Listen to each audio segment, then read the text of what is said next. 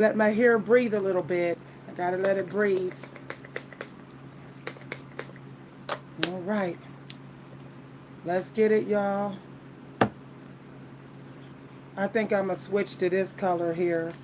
So while y'all are better off alone most of the time, now I might do this video all the way to 11 since we got um, two groups of masses of people coming in. Okay, we got two masses of people, the 9 a.m. people and the 10 to 11 group of people coming in. So I might actually, y'all, my allergies, I might do this video all the way to 11 a day. I try to do longer videos when I do show up. Okay, when I told y'all I'm not going to be um, teaching my original lessons, like basically stuff that I sell, I'm not going to be putting that on the channel anymore. But on the weekends, I will actually teach stuff that I think is important for the energy that we're in a battle with. So right now, we are dealing with emotional toxicity right now. We're dealing with people who may be wanting to emotionally dump, trauma dumpers, people who are up to no good right now. So I want to talk about why it's important to be alone most of the time.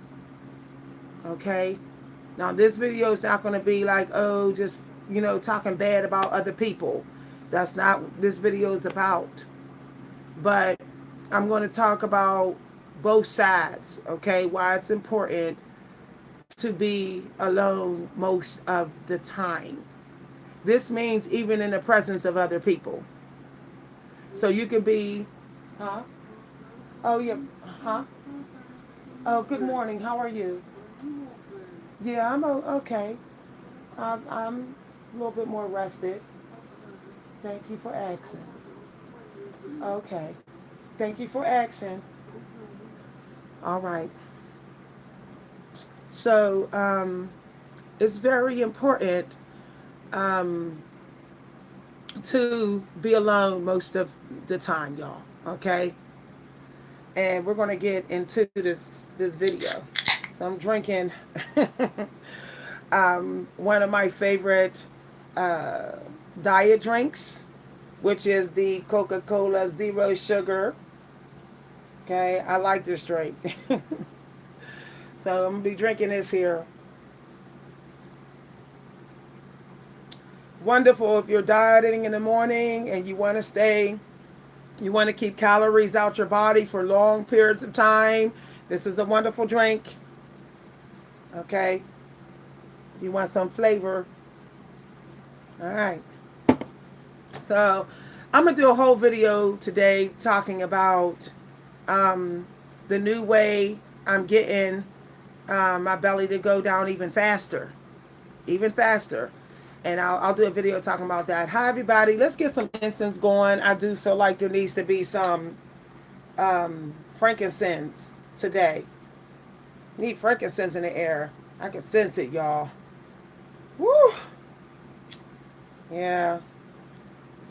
Okay. I'm going to burn my frankincense here. Yeah. Some grounding.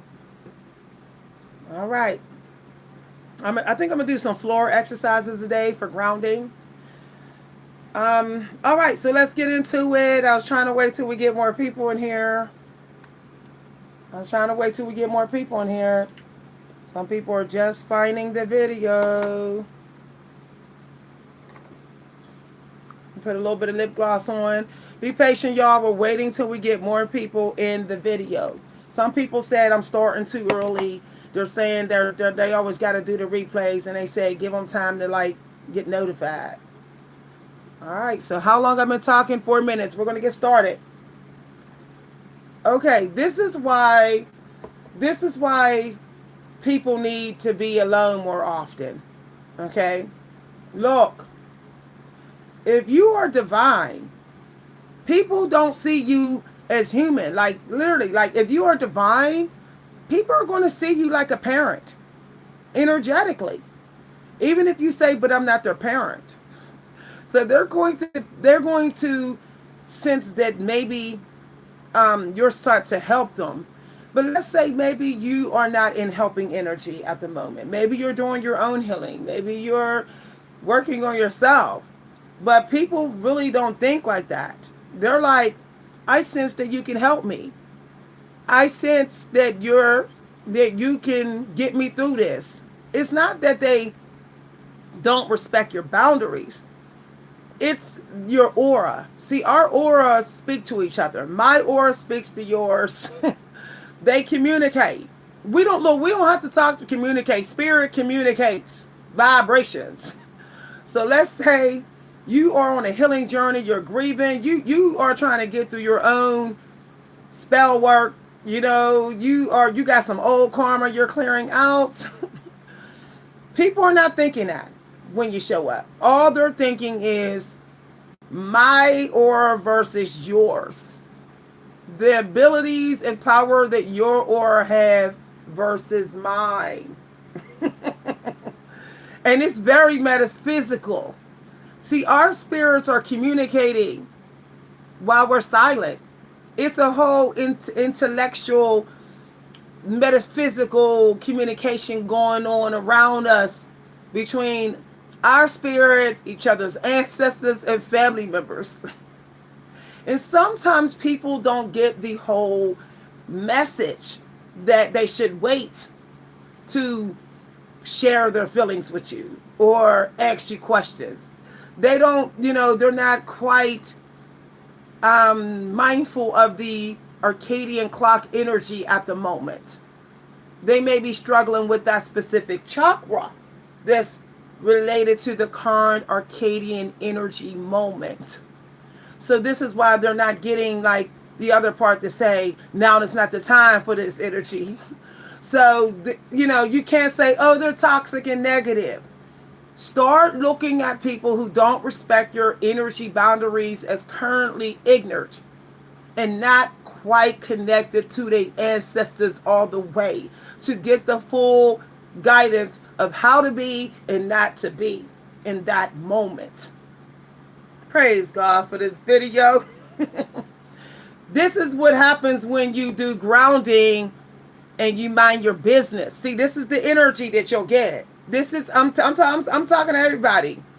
In the first 2 hours of your day, the world does not exist until you have done your spiritual work. The physical realm does not exist. Guess what? There are people who don't do spiritual work the first 2 hours. They think 5 minutes is enough. Yeah, they need to be in a spiritual hospital. Like, some people actually need to be in a spiritual hospital for hours. But they don't know this. Okay? They think because they got a little bit of feel good, they're good. So then they come around you and it's like, they still got some garbage to get rid of. And then you're like, wow, what I learned is to stop thinking that everyone does the work that I do. Stop thinking that everyone is as motivated and driven spiritually as I am. Okay? Or that they should be, or that they're ready. Not everybody's ready. Look, some people, it takes all day just for them to get spiritual grounding. I have a family member that literally doesn't get spiritually grounded until like 4 p.m. I'm like, I've been grounded. So it's it's like, okay.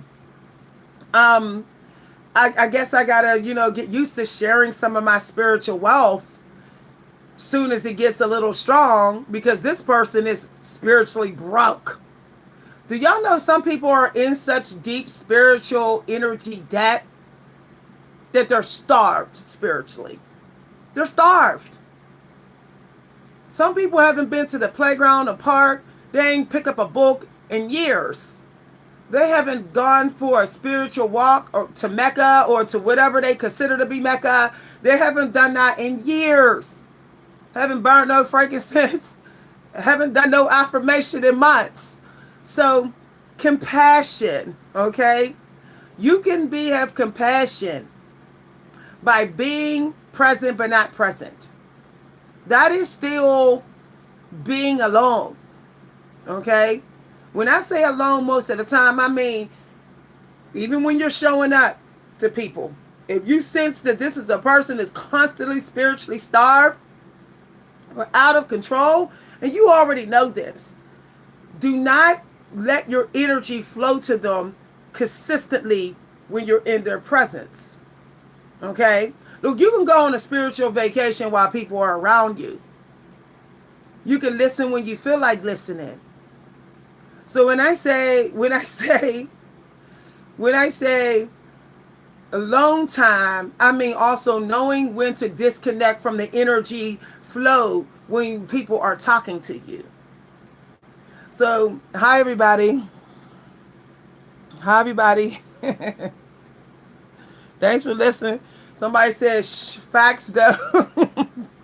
Exactly. Yes. Okay.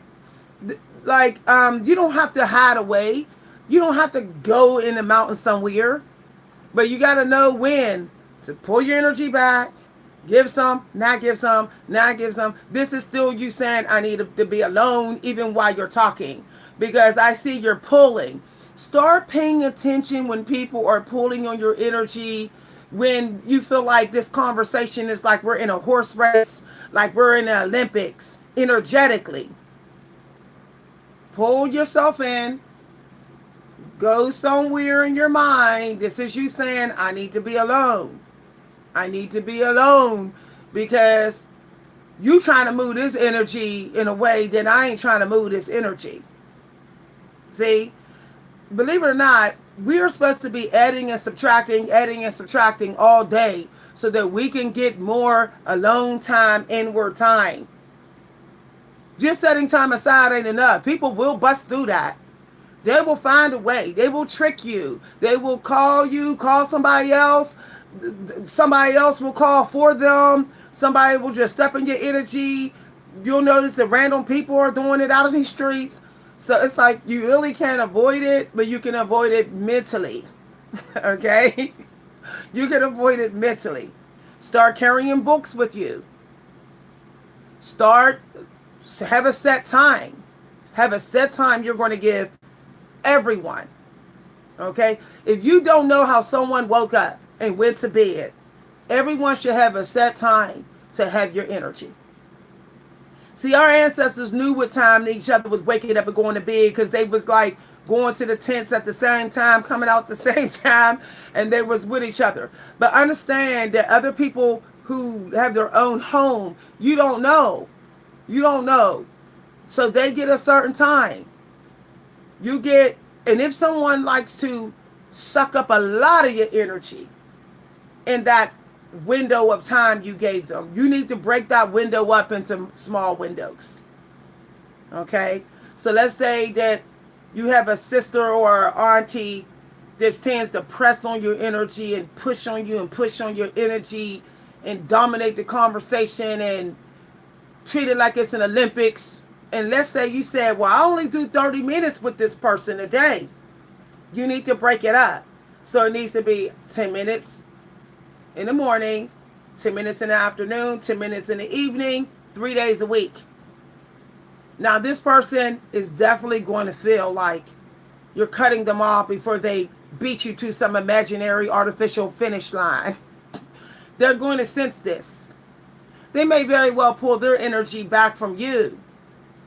And that's no loss to you, because they were pulling you into some energy you didn't want to be in anyway. So look at it like a blessing that they are calling you less. Okay? Hi, everybody. Hi, everybody. Okay. So, we're going to have the 10 o'clock crew. Y'all tongue-tied. We're going to have the 10 a.m. crew coming here too. Okay? Now, alone time. This does not just apply to you and other people. It's number 2 on the list. Alone time from your toxic self. Okay? Seriously, y'all. Like, if you know you got bad habits, say, I'm going to put some distance between me and my old self, wherever that old self normally be. So I know that once I go to karaoke and I'm with my friends, it gets a little toxic. I start drinking. I don't know how much whiskey I have. I'm hanging around toxic people. They didn't pull me into their energy, and we all toxic together. Okay. Um, I know this. So I say, you know what? I think I'm going to minimize how often I go to karaoke at that specific place. So I have alone time from my weaker, more vulnerable self. This means also your environment. I think I'm just going to have alone time away from my toxic self that was in that toxic environment. But most people are not going to do this because most people think it's just all their environment's fault. It's the fault of the environment. It's the fault of everybody else. A lot of people are not saying, what if I just stayed away from this my easily influenced, weaker, manipulated self? What if I just did a whole nother script, something totally different that my weaker self would never do? What if I did that other script for a couple of weeks? Okay. See, when people say where focus go, energy flow, this also applies to your weaker self. Hi, everybody. Y'all know on the weekends I will testify. I'm not going to abandon y'all on the weekends. I may not show any more Monday through Friday. I may go a whole week not on this channel, Monday through Friday. But I'm going to show up on the weekends. Okay?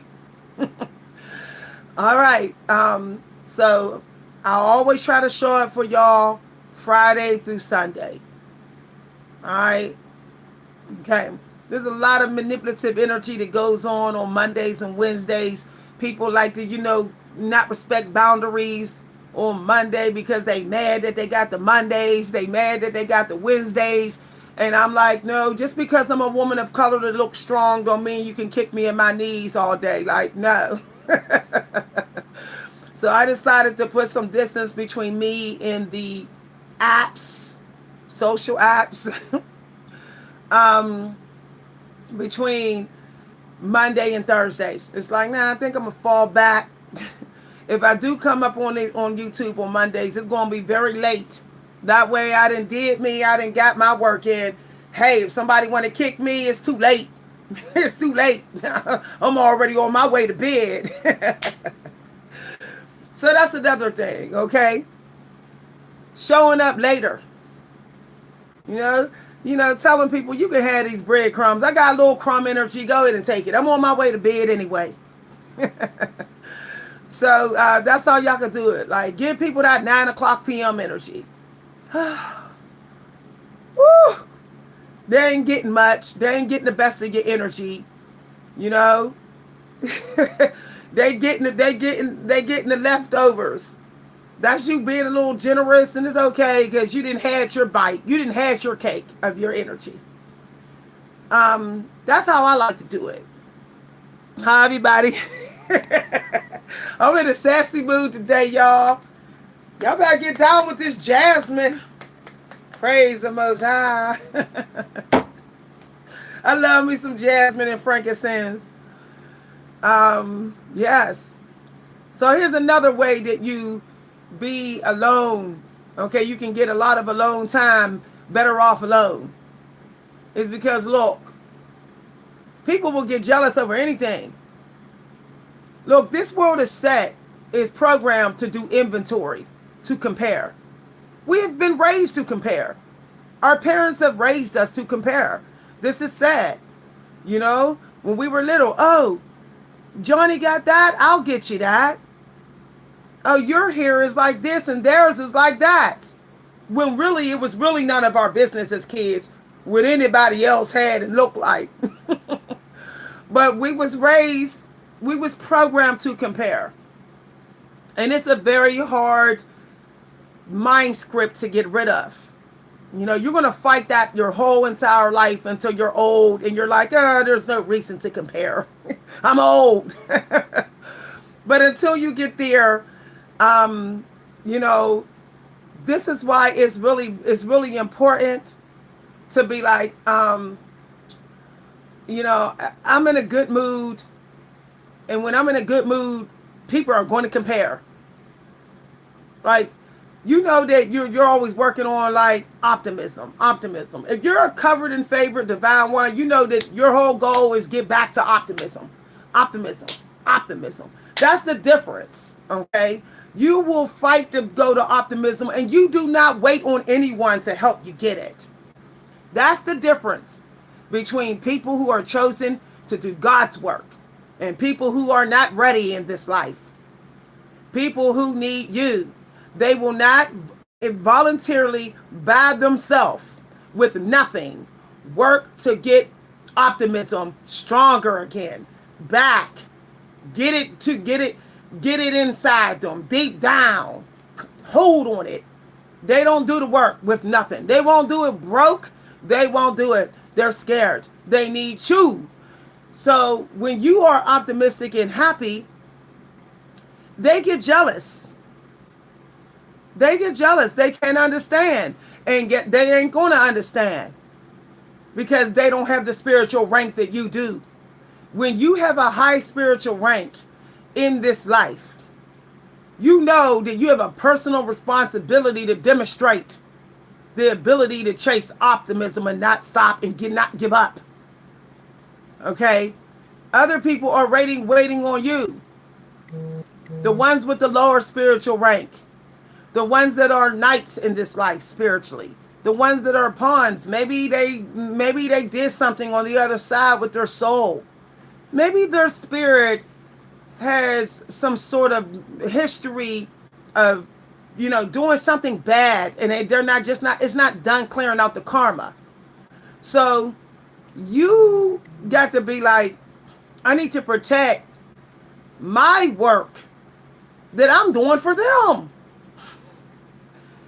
So this means I need to start, sometimes I got to help people with their optimism and their jealousy from a distance.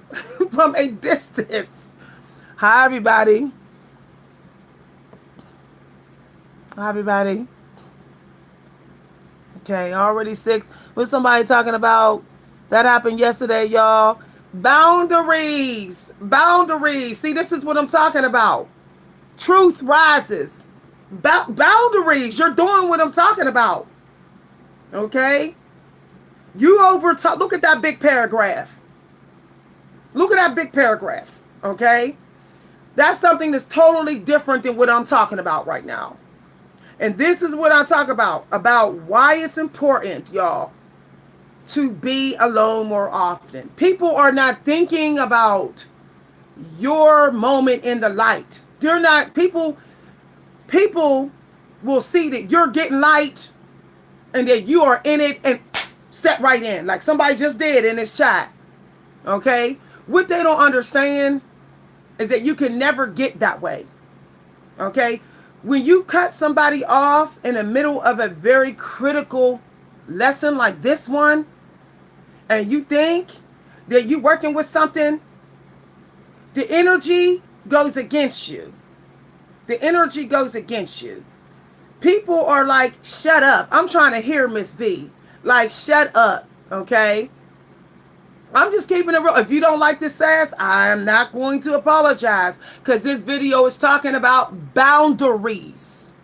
Boundaries. Okay? Period. All right. Boundaries. And I'm going to put you in timeout so that you can understand boundaries. This is what y'all got to do to people. When you in flow state and you're tapped in and you know that you doing God's work, and someone wants to say this whole paragraph over you, out. Out. Okay? Because if they started listening to you, they came to get fed. They came to get fed. Okay? Let's talk about what somebody's commenting here. See, this is another thing when people don't know how to listen more during boundaries. See, setting up boundaries mean I also sit there and I just listen when someone's talking. I don't feel the need to prove that I'm woke while they're woke. Because once I try to show that I'm woke while they woke, they might actually take my Akashic record right out of my hand because they might be stronger than me. The ancestors might pass the work to them because you did not respect their boundaries. See, I came to serve in this video. When you don't respect other people's boundaries when they're in the middle of giving a very important Akashic record, you will lose your Akashic record. You lose rank, okay? You lose rank. Because not only are you getting in the way of the person that's teaching, you're getting in the way of everybody that's trying to get fed. This is why our grandparents used to say, shut up and stop talking over me. Stop keep talking over me. They wasn't trying to be mean. They was trying to get all the record out. That's what they was trying to do. Now, if you want to talk in this video, then talk on the subject matter. But bringing up a whole different subject while I'm talking, that's crossing boundaries. There's somebody in my family that do that. Like, I'll be talking about what's going on good on YouTube, and they'll say, yeah, my daughter, my son. Is like, baby, I wasn't talking about that. I was talking about the internet. Like, stay on subject. Those are people who are not connected to what you're connected to, but they're jealous and they're envious. So they want to prove that they have some value while you are showing that you do. And it is called covert competition. That's what that is. Okay? It's covert competitiveness. And it is a hidden way that vulnerable narcissists hide that they're a narcissist. Okay. All right. Thank you very much. This is what happens when y'all put the food down. See this energy I'm in? Put the food down and let God hydrate you. See, that's also saying I want to take a break from the physical world and be alone in the metaphysical world because I'm going to focus on juice. You know? When I see people ain't juicers, I already know they probably don't respect nobody's boundaries. They coming in here first a lot. They coming in here first. When they see people like a bull, that's what they do. That's what they do. You know, I said, get your juice out. Get your drinks out. Hydration will get you to sit in your gut. It compels you to sit in your gut and be in peace. See the sweet fruit? The sweet fruit makes you glamorize solitude. It makes you go fall back into the metaphysical realm and say everybody can have all this physical stuff. I'm good. I'm good. They can go ahead and chase money. See, happiness is not a material thing. Peace has nothing to do with materialism. It is all a feeling, y'all. It is all a feeling. Always Coca-Cola. Go with the flow. And all about the big surge of energy yesterday. Everybody didn't get that big surge of energy because not everybody was resting. Some people was up doing tarots last night. Tarots is no different than going to the club and getting a little messy. You know, tarot, sitting up at night and doing tarots can be very gluttonous. And some people was up in that energy. Some people did not go to bed at 7, 8 p.m. and get some rest. Some people was up. That's why they didn't get the surge of energy. You needed to rest a little longer to get it. Hi, everybody. I had the most, you know, if somebody try to tell me God don't exist, I'm going to say you a mother effing lie. Because what happened to me last night, oh my gosh, what happened to me last night. What happened to me last night? I normally don't share what happened to me in my sleep.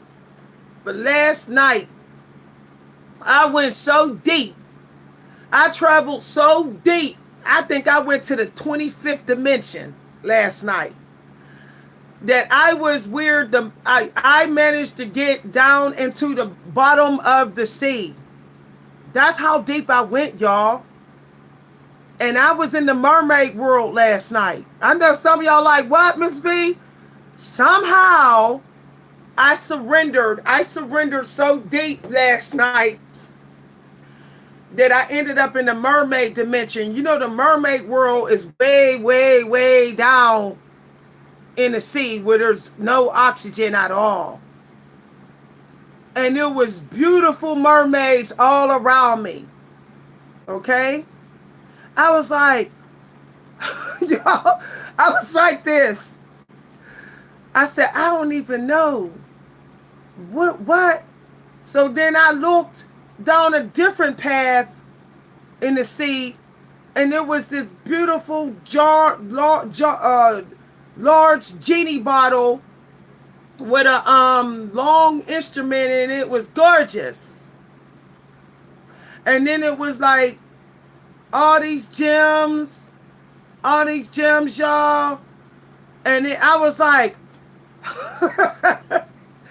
no lie. And I realized that the Creator was telling me it didn't matter what path I took, I was going to be covered and favored. Okay? That if I took this path, I was going to have a new life. Okay? If I went this path, I would have my wishes come true. It didn't matter. See, I know y'all think that all mermaids is evil, but that's not true. This was in the blue dimension. I was not in the dark dimension. This was the most crystalline, bluish, greenish water. Y'all, and I was fully woke. I was conscious of this. It wasn't like, maybe I'm dreaming. I was like, yo. And I was like, I don't want to leave. And they were like, just choose a path. And the mermaids spoke to me. They said, just choose a path. And I was like, I think I'm a choose the path of I want to make other people's wishes come true. I don't want to just go and just be free, you know?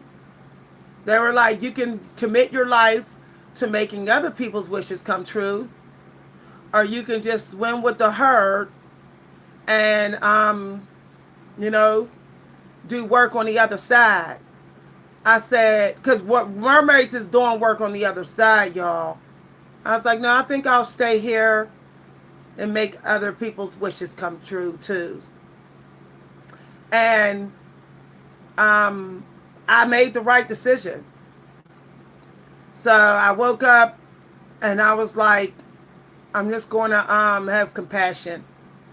I said, I don't really care about getting higher pay at this job I'm going after. I just want to help people's wishes come true. And, you know, I'll just be taken care of and I'll be all right, you know. So I woke up and I was just in this energy this morning, like, hi, you know, protecting people and you know, just, hey, wow, you know, you know, like Robert Williams in the movie Aladdin, like, Prince Ali, Ali is he, Ali Ababa.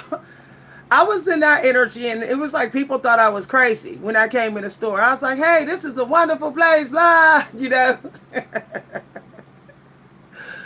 But, yeah. Hi, everybody. So I feel like I made the right decision. See? I know y'all think that all genies is bad, but remember that there's good and bad. Whatever the devil got, God got too. You know? And I want to make people's wishes come true. I know that I'm already covered in favor. I know this. I know I'm always going to have what I need in this life.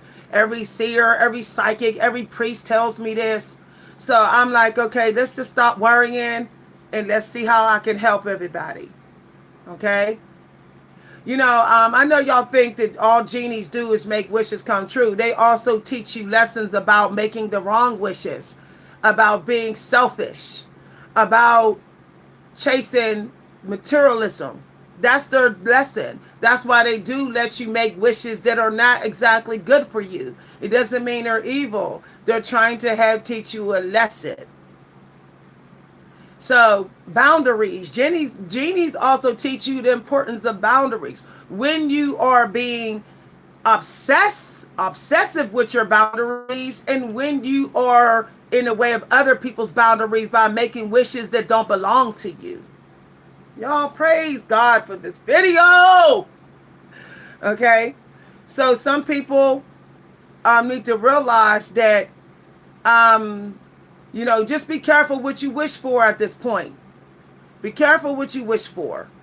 If you're wishing for other people to be happy, you can never be wrong. That's never the wrong thing to do.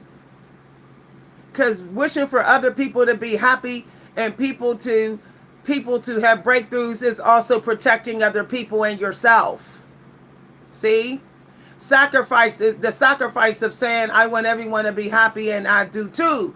But it's very hard to do that when you do not let people also be alone. See, sometimes y'all, when you're around other people all the time, even if you're powerful, you're still in their way. I know y'all don't want to hear that. Like, how, Miss B? I'm like kind, I'm generous. Sometimes you are not supposed to show up with what you're working with. Sometimes you just got to let people come knocking on your door when they get tired of just dwelling in their dark genie bottle. And believe me, when people are tired of being in their dark genie bottle, they will either self-consume or they will run towards you. The person they know has showed them that they will come out their bottle and help and do some work. A lot of people who don't respect your boundaries, they don't believe in the power of just helping. It's an illusion. They're an opportunist. They don't believe that just helping out here will just bring something to them out of nowhere. They don't believe in that. They don't believe in that. There's a lot of people who don't do YouTube because they don't believe that random people on YouTube they never saw will just send them some money. They don't believe in that, y'all. They just stay within their safety and their comfort of, I know if I help this person, I'll get it. They're not placing their bets into the unknown. They're just staying within their little protective bubble. Okay? But guess what? That gets old. That gets old. And when you say, I'm going to go and do work over here most of this day because this person doesn't know how to go into the unknown. They keep coming to me. They got to stop coming to me sometime. They got to go somewhere out in the unknown. So this is why you got to also have a large amount of time away from people that always run to you. It's not you saying, I'm being stingy with my energy. You're teaching them that they have to spread their energy out a little bit more like you do. You go here and help these people. You go here and help those people. You go here and help those people. That's still you saying I'm spending more time alone. You know why? Because I'm not in the same place all day. I'm not around the same people all day. But some people, they're scared. They're scared to go and move about like we were meant to, like nomads, like the saints. They're scared. They just keep running to you. And you ain't helping them. That's playing it safe. That is playing it safe. When people make wishes to be rich, those are people who are playing it safe. This is why we are not supposed to be wishing to get rich. We are not supposed to be. The stories of the genies, the real dark genies have told us, are there to teach us the consequences for that. We're not supposed to be praying to get rich. But there's people who they are chasing riches so much and they feel like you are so beautiful and you are so gifted that they are like coming at you over and over and over and over and over and over and over and over and over again. And here's the thing. Emptiness is still richness. It's still rich to have nothing in your bank account. I know some, I don't believe in that. Yeah, it is, y'all. It is. Because things and money comes with battles. It comes with all that. To not have nothing to worry about, to calculate over, to fight over, that's still a form of riches. But a lot of people, they will not let you have your alone time because they are panicking about that. They're panicking about what they don't got in their icebox, who they don't got in their life, who they don't got that can get them this, money that they don't got and they can get them this. They don't have periods of time where it's like, okay, so maybe I got to be mindful. What's wrong with being mindful? Maybe that's a superpower. They're not looking on the bright side. So they sit in their homes and they rot to death and they start thinking about who always goes on the bright side. And they'll come up with your name in their mind. And then they'll put you on a list to run to. But when you distance yourself from the familiarity, the familiar person all the time, you are also pushing them into groundedness. You are pushing them into gratitude. You're giving them no choice to either find somebody else to leech off of energetically all the time or have some gratitude and do some mindfulness. And look and see that the desert can be abundant too. The desert can be abundant in knowledge. But a lot of people are like, I don't need no knowledge. I need money now. I need quick money. So it's like, okay. The obsession with money has gotten so out of control that it's literally ridiculous. You know, it's literally ridiculous. You'll notice that a lot of people, they'll start coming at you more. You know, it's almost like they're compelled to come at you more right when you're supposed to get money for an important bill. You know, and this is why you have to, you know how people say, I schedule time to work out. I schedule time to cook. You have to schedule time to see people. You can't just randomly see people. You may actually be manifesting your own struggle karma because you saw them when the creator wanted to sit there but wanted them to be alone. You know, you showed up when the creator wanted you to let them go to the creator and not you. We are supposed to be ministers, but not all the time, y'all. Not all the time. As a matter of fact, 2 hours of ministry a day, minister, that's it. That's it, y'all. God is supposed to do the rest of the work. Serious. Keep those lunch dates down to an hour. Those meetings down to an hour. 2 hours a day. 2 hours a day. See your family members that don't live with you, an hour. And everybody in your house, an hour. Except for the little babies, you know. Except for the ones that are under 18 years old, okay? You know, you got, your elderly parent that's struggling, okay? You know, disabled family members. But everybody else, hour. There's no reason why anyone should need to see you more than an hour. There is no reason for that. You know, unless you on vacation and you very seldom see the person, so that's your vacation, there's no reason. You know, I won't even see a man more than 2 hours a day. And he could be helping me pay bills. We could be ride or dying for each other. He don't get more than 2 hours a day. And it's not 2 straight hours. And we are not talking, we are not connecting consistently for 2 hours straight. You know, we got to check in with God ourselves through every hour. So it needs to be, I connect with you for 30 minutes and then I connect with God. I connect with you for 30 minutes, I connect with God. And then boom, you know, we both got an hour in of each other's time. And maybe you were still around me for 30 minutes, but we wasn't talking. You know, because you know that number three has changes. You know, number three comes with transformations and stuff and leaps and switchovers. And it's like, I don't know what energy you switching into every 30 minutes. You know, the ancestors then showed up, your family then showed up on the other side when number 20 showed up. And then I don't know what energy you gonna be in on number three. And maybe my three ain't the same as your three.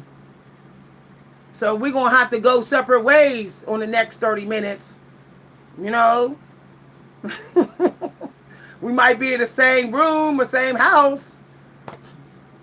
You know, I'm always suspicious of people that need so much of my energy in one time a day or multiple times a day and every day.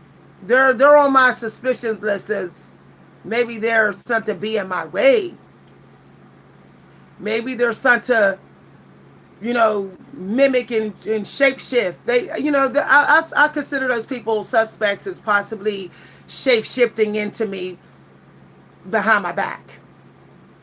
I've noticed there's certain people who I was like into talking to 2 hours a day, more than 2 hours, you know, in the morning, in the evening. And I started to notice that when I would go after things, they would say they got the download to go after it. And it was like, and I knew that they weren't supposed to get it because I know their life choices. And it's like, but somehow I'm fighting them for my own wish or whatever. So I was like, okay, something's up with this, you know? So, and when I pulled my time back from the person was like, I noticed that they had some like, almost like they didn't quite know what to do to be me because I didn't give them enough of my energy that day. See what I'm saying, y'all? Hi, everybody. Somebody said Happy White History Month. I celebrate my independence because I'm a descendant of documented slaves. And I'm here to do work about boundaries. Boundaries. Because, you know, the slaves, they was treated like they didn't have no boundaries. Like, I don't even think the word was even spoken. The word boundaries, I don't even think it was spoken during slavery times. I think people just gave up like, what's boundaries? I think if you even just mention, I need some boundaries, I think that I would make the slave master's ears perk up and he would run and get the whip. I think that was an instant butt whooping to even thinking about having boundaries during slavery time. And you know, if you're a person of color right now and you glamorizing your boundaries, people ready to go in on you like fights. Okay? You know, and it's sad to say that some people who think they need boundaries to protect themselves from you, they the people that need to be out of your energy. You know, if you show up in really good spirits, and somebody is protecting their energy from you, nah, they got the wrong ancestor with them. Their ancestors might have been house slaves. You know, like the guy from the Django, that was like Massa. You know, don't get it twisted, okay? We're gonna have a real conversation with people of color. Some other people of color was not for freedom, was not for independence, was not. Their ancestors was not. They was glamorizing not having no independence. They was like okay with the scraps, and they was trying to protect their scraps, and so they setting up boundaries on you today. When you know it's unnecessary. I'm just saying. I was in the store today, y'all. and an older black man jumped right in front of me in the line. And I said, what he doing? He thinking that he entitled. It's Independence Day more for him. He need more independence than I do. I said, excuse me. I'm in the line. I'm here first. He ignored me, y'all. I said, oh, okay. He think because we both black, I'm supposed to care more about his independence. I said, I'm here first, sir. He said, oh, okay. He had an attitude. I said, now, I do not mind letting you go first, but I had to remind you that I was here first. He tried to act like I was a black woman with an attitude. I said, this man ain't gaslighting me.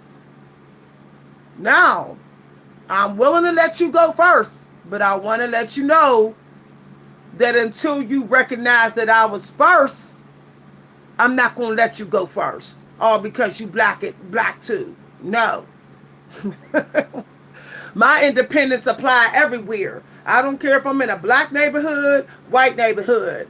My independence and my equality I'm gonna put it in effect no matter where I go. And when I was standing to buy my stuff, I noticed that the white guy was taking a real long time to get to the counter. I said, okay, I'm going to have to enforce my independence on him too.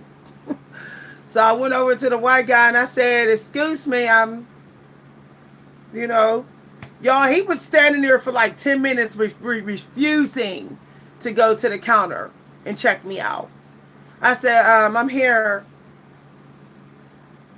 And he was literally 2 feet away from me, so he knew I was standing there. Y'all, he thought I was going to snap out, I was like, I still was positive. I was like, this is still a wonderful store. I still enjoy shopping in this store.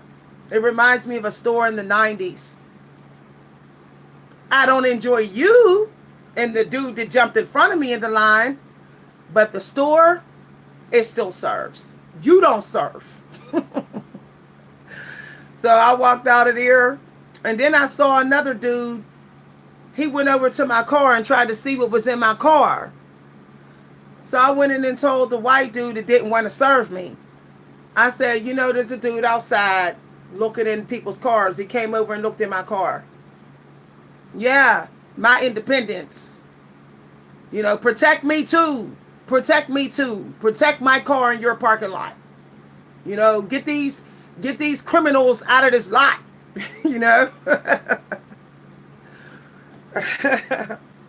See what I'm saying? Boundaries, y'all. Boundaries also mean declaring your independence. Saying, wait a minute, ask to come in my room. Don't jump in front of me in the line. Protect me in this place too. I'm spending my money here. My money spent like theirs. And if they say that you modern, that you messing, oh well. You deserve equality. You deserve respect if you investing in it. So, yeah. This is also being in the world and not of it. If you were of the world, you would simply just be like, oh yeah, I'm going to go out here and do the same negativity. Nope. No, I'm going to put my boundaries up. I'm not going to step into their same energy. This is what people are doing. People are like, well, I'm going to do people wrong. I'm going to go out here and I'm going to be negative since somebody was negative to me. See, that's you being of the world. You being of the world. I'm not of this physical world. I'm going to be of the angel world. What would the angels do?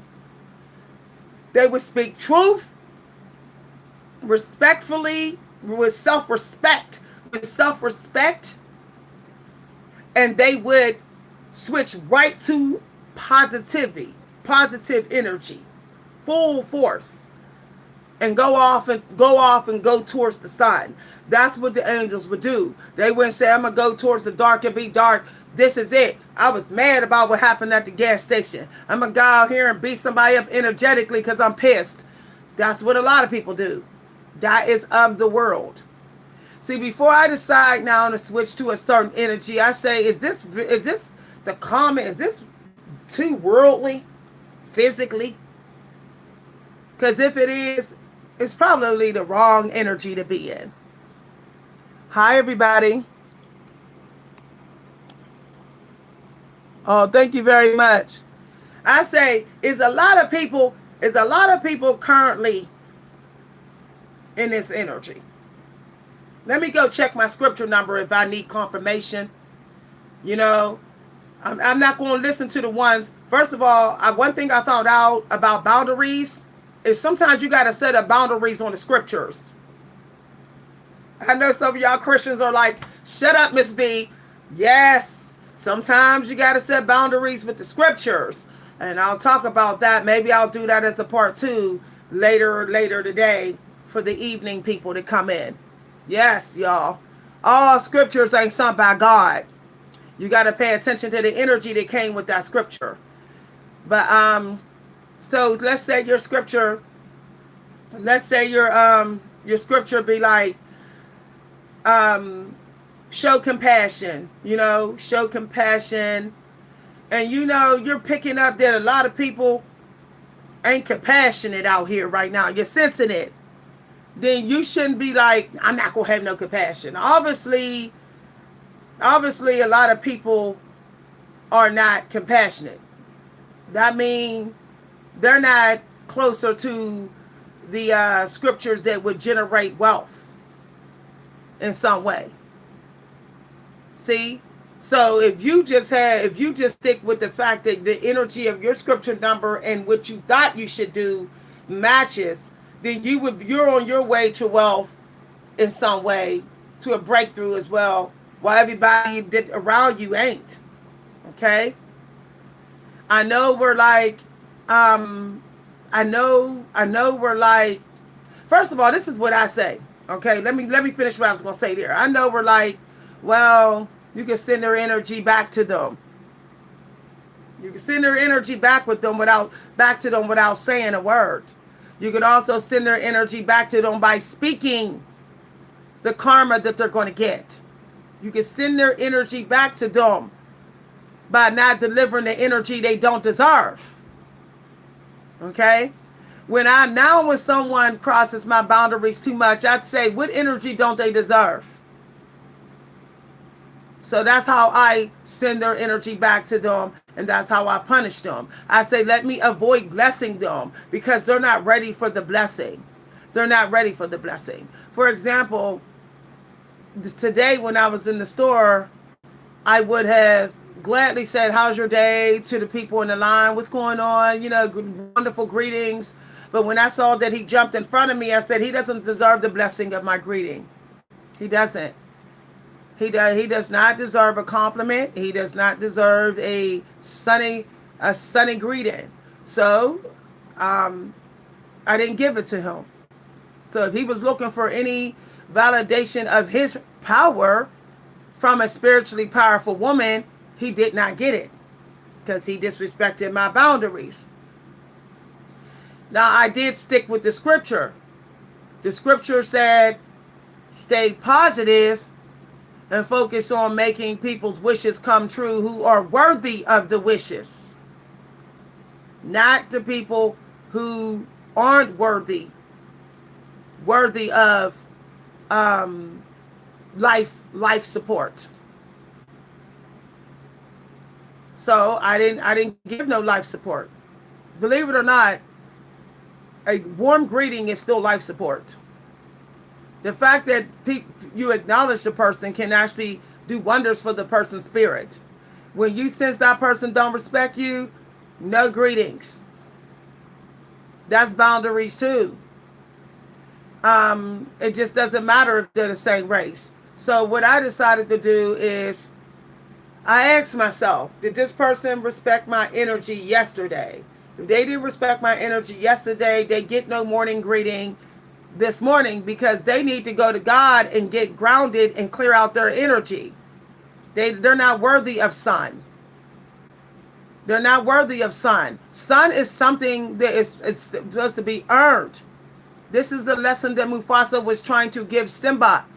You know, son, you have to respect people, you know, and people need to respect you, or there's no sunny day for them. Leave them in the dark. Leave them in the unknown about how you feel about them.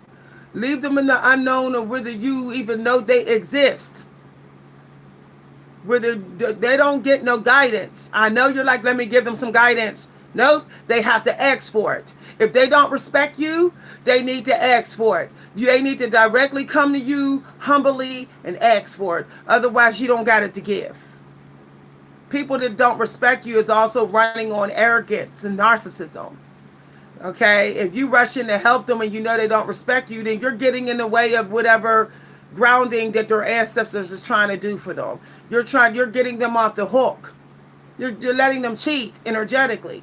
You know, cheat and jump parts of their frequency that they didn't, you know, they're not, you're keeping them from having to climb energetically. You know, recently I had to do that to somebody. I had to like, nah, I'm going to go ahead. I'm not going to give them more spiritual guidance. No, because this person is not respecting my energy. They're just constantly like dumping on me and treating me like a personal dumpster. And when they realized that I was not going to be available to dump on all the time, I wasn't going to be their son, and why they keep giving me dark energy, they showed up and showed some gratitude. They showed up and said, I thought about you, and you know, I'm not going to dump on you. You know, they was humble. They had about 4 days. It took them 4 days. But eventually the ancestors touched them and said, this person ain't coming. This person ain't going to be talking to you. You don't respect their energy. Now, you're going to have to apologize in some way, make right, show gratitude, or they ain't never coming again. So their ancestors spoke to my ancestors and they got the download. And they came through. What happened was, see, let me tell y'all, when you get out of the way of demanding respect from people who don't respect you, eventually they will have a moment that they're stuck in something they know you're not stuck in.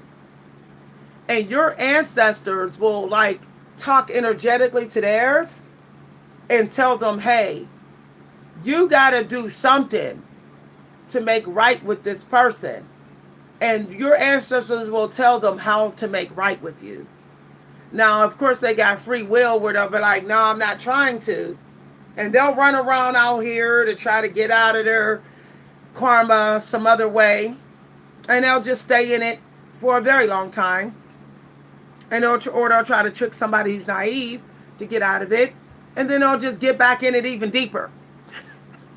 Until eventually they ain't got no choice but to return to you or someone who is chosen to do what you were going to do to help them.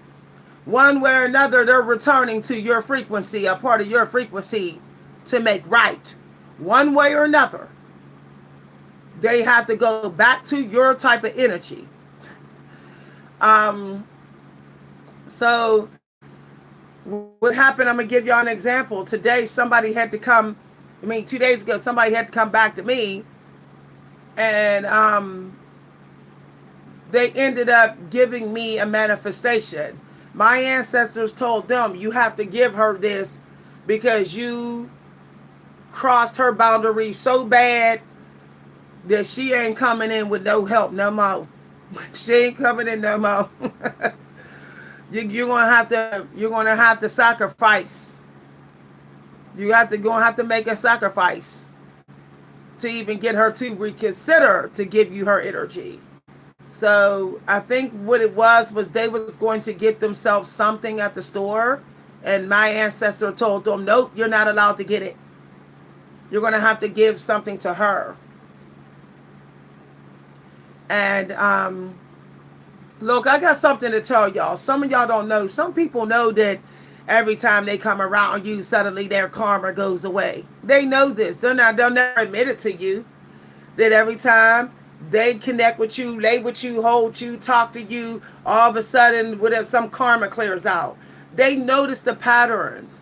So they know your power, even though they pretend like they don't know and like they're just like, oh, they just enjoy your company. Um, See, if you are divine, you're clearing out people's karma.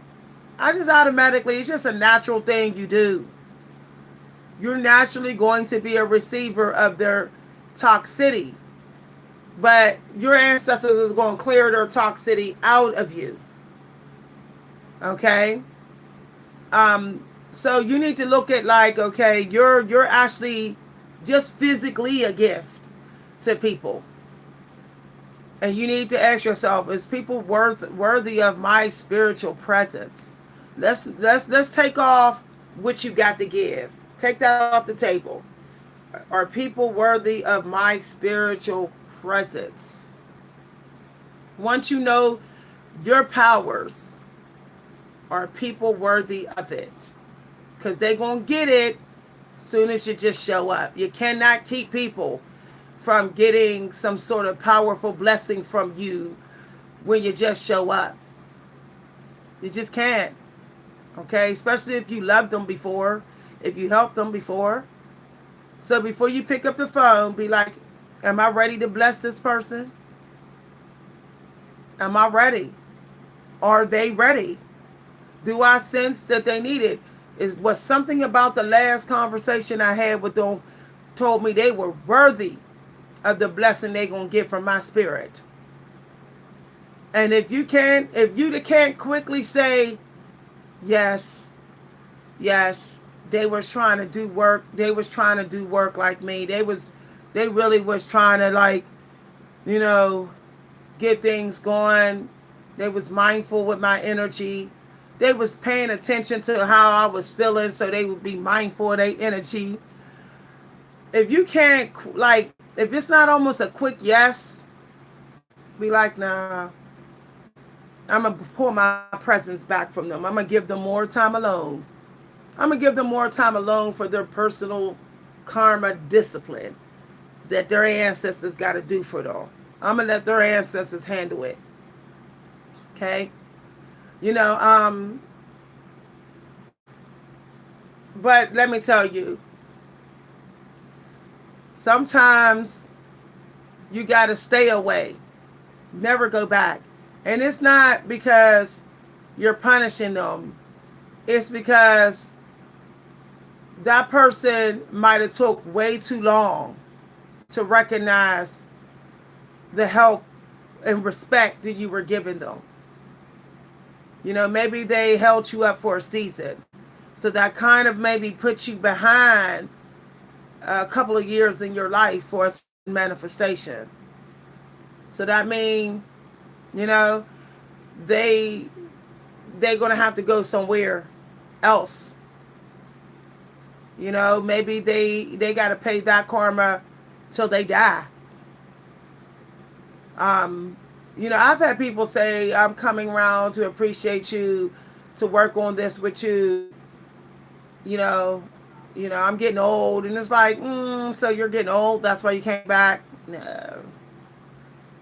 No. No. Okay. You know what? When people try to come back to me, and I have put up strong boundaries, I like to listen to them. I like to just sit and listen and say, if I just listen to them, I'll find out really why they came back. And it seemed like most of the time that people will say, because you were there for me, because you helped me. And it's like, what I'm not hearing is because I did you wrong. I'm not hearing that come out your mouth. I'm not hearing a person say, I came back to make right with you because I did you wrong. I used you up. I've taken advantage of you. You know, most people won't come back and say that. That's why most people is not worthy to have you back. They're not worthy to have you back. A truly divine one that may have done somebody wrong out of ignorance is going to come back and say, I am trying to make right with you because I did you wrong. I might not have known because I was young and immature and ignorant, and I was, being corrupted, led astray by someone to behave like this. I got the wrong lessons from my parents or auntie or friends, but I came back because I did you wrong and I want to make right. Not because I didn't come back because I know what you have done for me. That is opportunist energy. To go back because you recognize how how much someone is a blessing is an opportunist energy. Because if they had to block a person, it's because the person did them wrong. See? Person did them wrong in some way. Hi, everybody.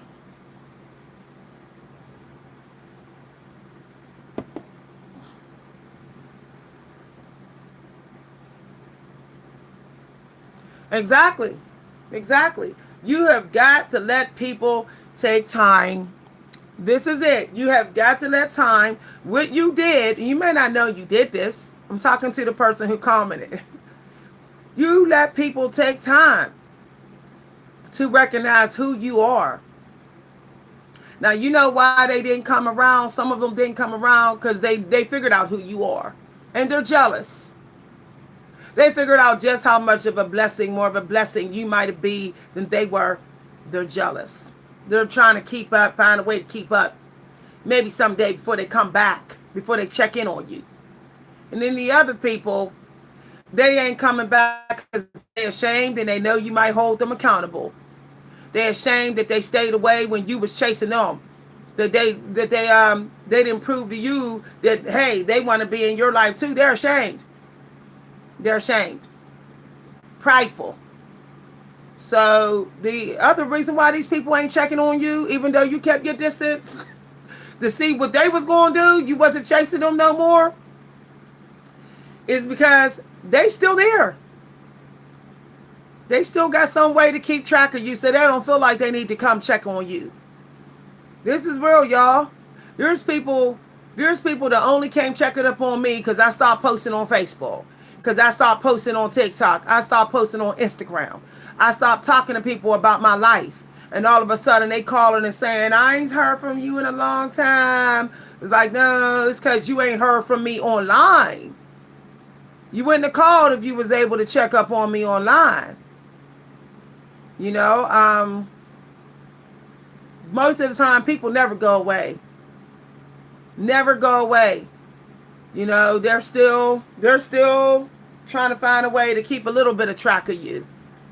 First of all, if they're not calling you when they know how much you was going out your way to see them and calling you, they are most likely still trying to keep track of you. Because they probably feel some type of way that their ego is not getting nourished and fed because you kept running to them and you're not doing it no more. Their ego then took a hit. See, I find that taking a break from people can humble that person. Some people get real egotistical when you keep going to them. The ego get too big, y'all. Pay attention to it sometime. You'll see. You'll be like, this person's starting to get real egotistical.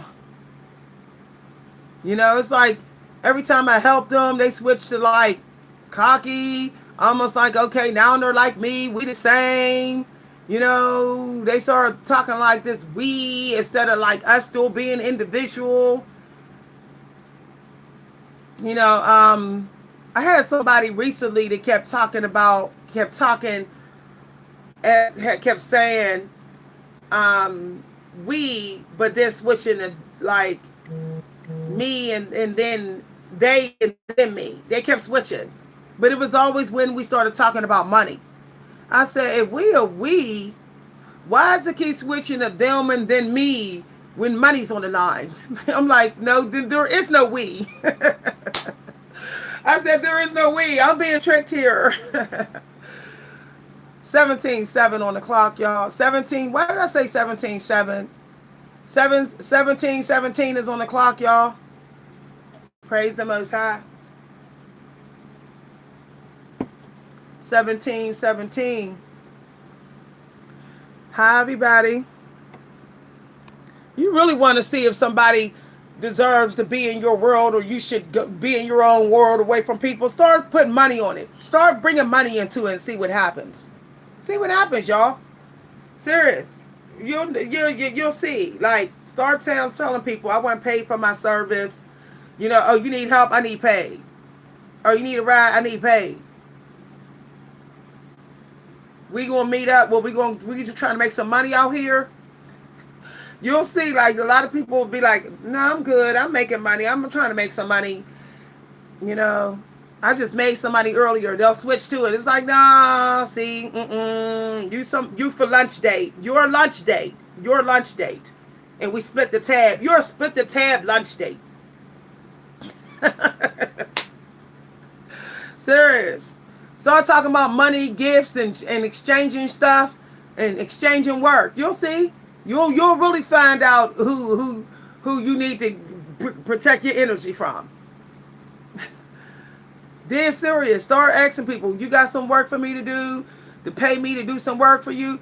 People be like, no, I got somebody to do it. Oh, okay, I see. We ain't no we. Like, you know about my struggles and you won't hire me? No, ain't no we. You for lunch date. You for lunch dates. You know, I know somebody that will sit up there and see me with no pocket money, and I didn't get to the bank or something of that, and they'll sit there and say, yeah, I'm out here making some money right now doing these cars. And they'll never say, hey, you want to help me out and make a couple bucks? They never say that. I'd be like, you know what, I'm good. I told them, if you're going to use my car to get customers, you need to give me some money. You're not going to finesse me and not give me some of that money. Because they kept on saying, bring my car and let me do your car on the run. I call it on the run, on the tracks where all the cars go by. They needed one client. They were trying to use my car to get other clients. They're trying to finesse me. And I picked up on it. I was like, no, you're not using my car to get other cars. You know, what am I going to get some money? Some marketing money? I need money for helping you market. And they tried to make it seem like it was a trade. No. You would no. Because I'm not getting a deal. This is not a deal what you doing my car. You're charging me the regular price? Nope. No. I need marketing money too. Because I really wasn't interested in getting my car done. I'm only getting my car done so you can get other cars. This person thought they was more street smart than me. I said no. No. They was making more money, making out more than I was making out in the situation. So I said, I need to, what's that called? What do they call? Finder's fee or something. I need to give them a marketing fee. Hi, everybody. So yeah, y'all. Y'all see how I'm hanging out with y'all today, this morning. Guess what? There's going to be a long period of time where I'm not on the internet today. I might get back on maybe late, really, really, really late. Why? Because, as I said, y'all, you be in the world.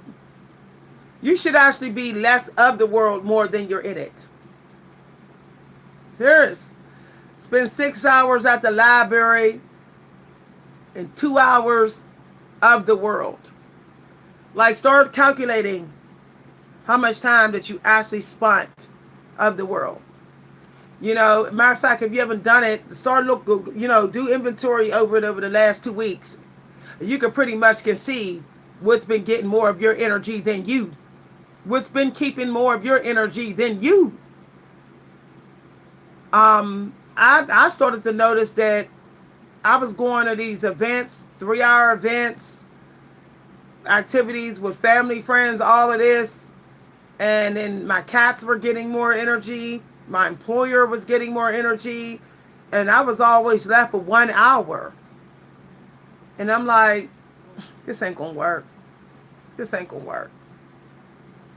So I said, well, since law of attraction have a lot to do with circadian clock, I'm going to have to not waste my time at all being in the world. If I'm going to be in the world, I'm going to make it count. I'm going to make it count. I'm going to make sure that I get nourished and fed too. So I said, okay, I'm going to go ahead, and every now and then I might show up at 7 a.m. on this channel, but it ain't going to be an everyday thing because I don't get as fed as y'all at 7 a.m. I'm getting serving food, and y'all getting gourmet. Y'all getting buffet. So I said, but if I show up between 9 a.m. and 12:30 p.m., okay, now I'm getting a full course meal, and so are y'all. The scales are more balanced. If it's not as balanced, I'm going to be bitter. And that means y'all get fed, y'all happy, but I'm not. I'm going to be sitting here doing introspection, bitter, losing faith in myself, thinking the Creator betrayed me when I didn't. It's just that I didn't know when to show up in the world, when I can be fed too. I didn't make my needs just as important as other people. So it ain't nobody's fault but mine. So it's like, it's either I show up when it's abundant for everybody, even me, or I need to just go ahead and just be by myself. For real, y'all. I'll just, see, a dark genie, a low vibrational or insecure genie doesn't show up for themselves. They just wish, giving everybody wishes. They're not saying, you know what, I gotta also make sure that whoever's wishes I'm granting, is gonna lead me to my own wish. I could feel the rubbing. I could feel the people trying to rub me and want me to come out. But I'm gonna put up resistance until we all could get fed. This is how you're gonna get a lot of enemies. You're gonna start getting a lot of people jealous of you. Okay? Because people are gonna know that you're making sure that you're still covered. Okay? That's what started to happen on this channel. I started to notice some people was watching that I was like, oh, staying locked in. So what was happening was they was posting negative comments. They were like, oh yeah, I see she only showing up when she could get the bag and they could get the bag. And then I started to be like, oh no, what? It doesn't matter. I'm gonna just show up when y'all get the bag.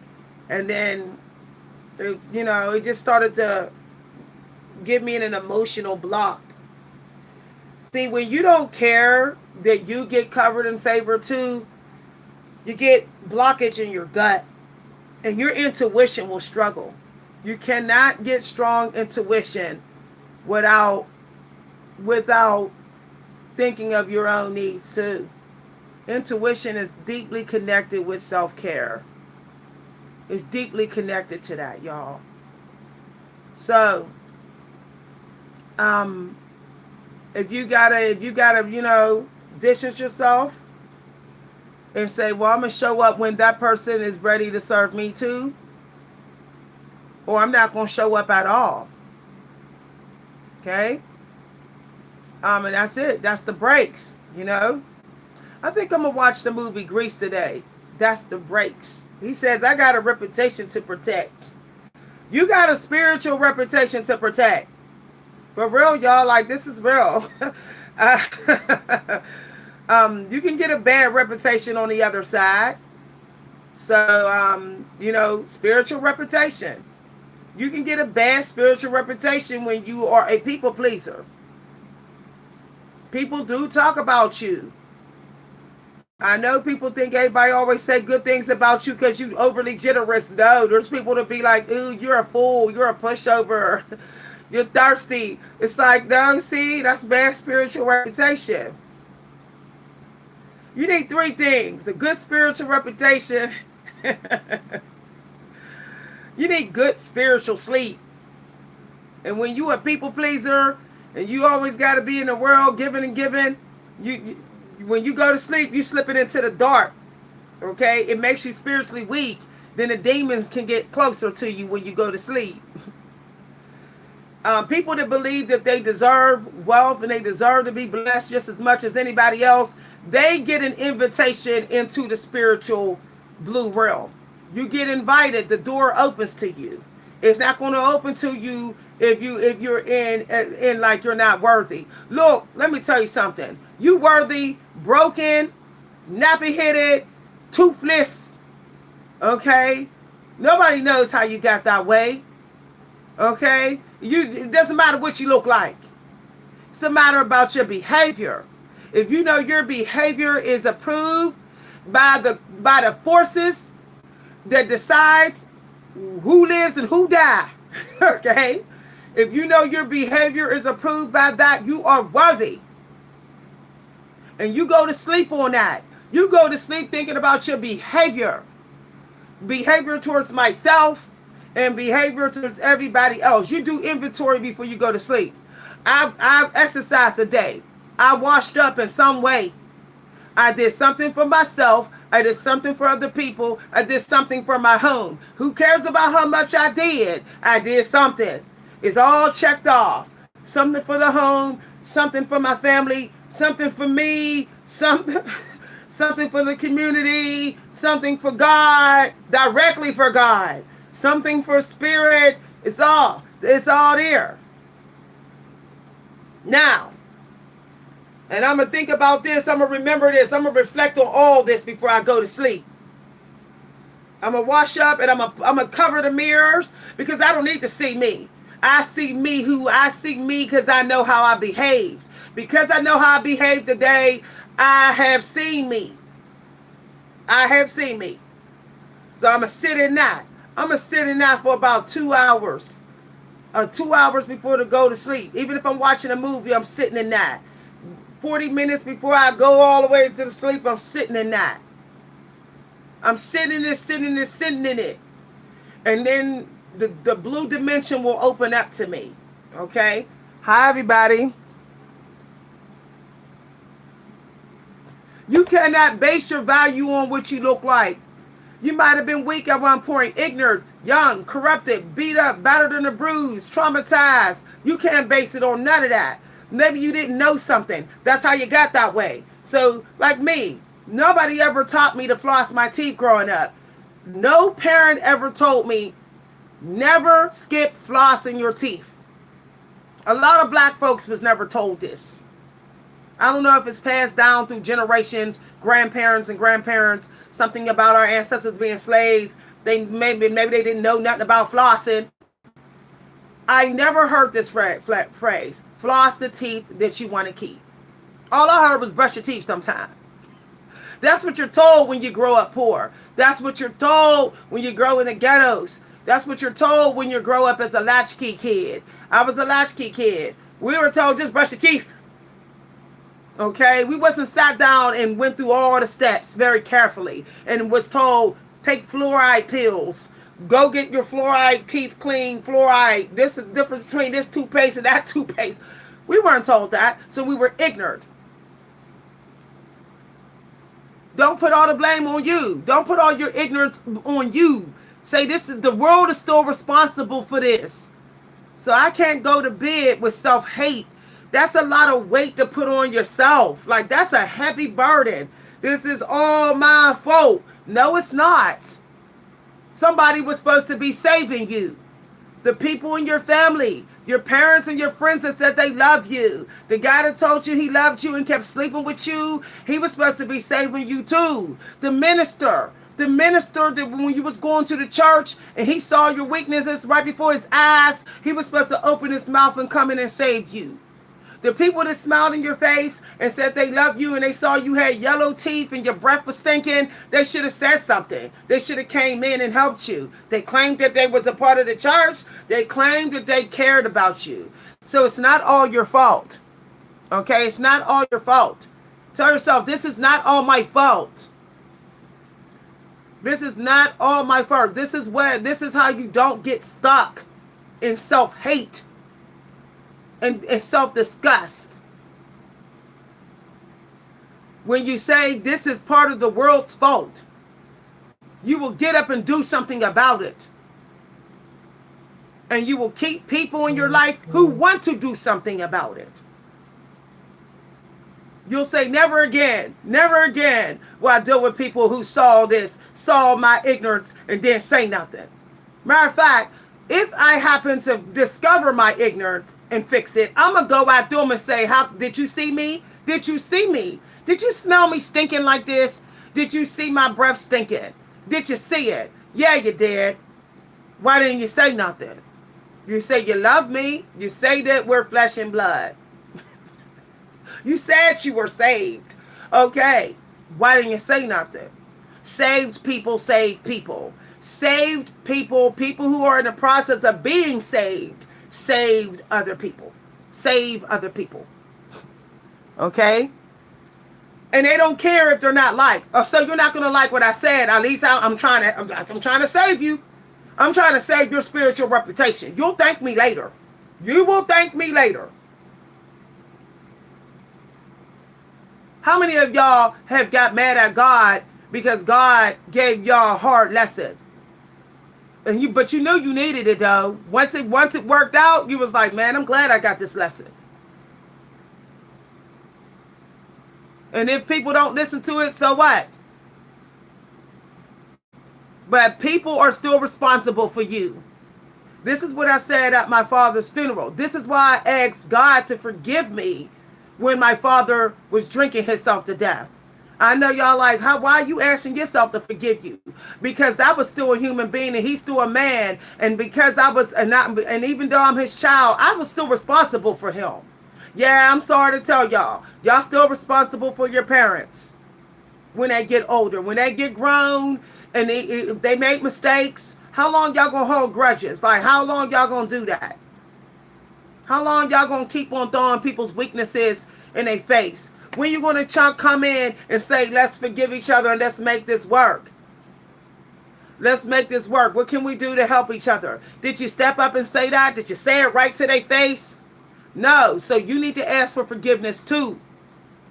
You need to ask for forgiveness too. You say you are the child of the Lord, that Jesus is your father, then that's what you should have done. That's what you should have done. That's why I asked God to forgive me. That's why I still gave my father his funeral. Deadbeat dad and all. Didn't matter. The man was an alcoholic. He was a drug addict. His weaknesses was different than mine. I was a food addict. My sister, I have a family member that's got spending addiction. Who are we to sit up there and say, my weakness is better, your weakness is worse than mine? No, it's not. It's all weakness. It's just all weakness, y'all. Serious, y'all. What did I do? What did I do once I got grown? How much effort did I put in to help my father? I did nothing. So I have no position. I'm in no position to judge. I'm no position to judge and to be bitter to the end.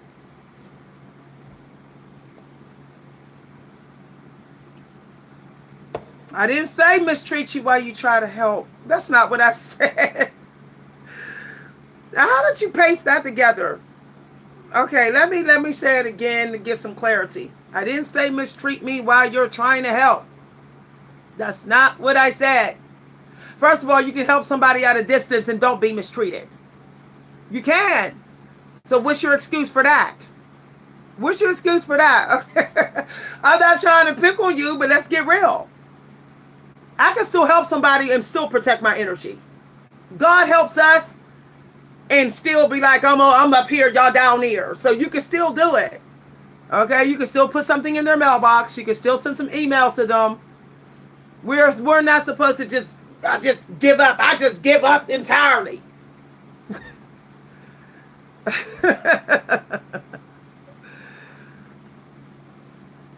Okay, hi everybody. If they don't, so what? Just still keep helping. Do you want God to give up on you? Do you want Jesus to give up for you?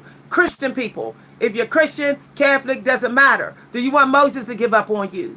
Moses didn't give up on his people even when they was worshiping golden calves. He still went up there and kept and got the rest of the 10 commandments. So let's make it make sense. If you're a warrior of God, why give up? Help at a distance. Be in the world but not of it. Help from a distance. I do it all the time in here. I got all kind of tricks that help my family while still keeping my distance. All kind of tricks. You could do psychological help. I call it psychological programming help. Put some stuff in their face. You ain't got to say it came from you. Send something anonymous. Be an anonymous helper. And you don't got to directly help. You ain't got to directly help and say, I help. Well, that's not even needed. The angels know you help. The metaphysical world know you help. So you ain't even got, they don't even got to know you was the one that helped. I've had people help me. I still don't know who did it. Somebody paid my whole dental bill. I don't know who did it. Somebody recently paid 2 of my medical bills, signed me up to a church. I don't know who did it. See what I'm saying? It might have been somebody on the street. Because there is a couple people on the street that know I was sick. So there's a lot of very religious people on the street. So obviously it's somebody over here in the neighborhood who just, did it anonymous. They was in their, humble energy and said, I'm going to put her name on the list. She don't need to know it was me. First of all, some people are embarrassed to get help from you. Hi, everybody.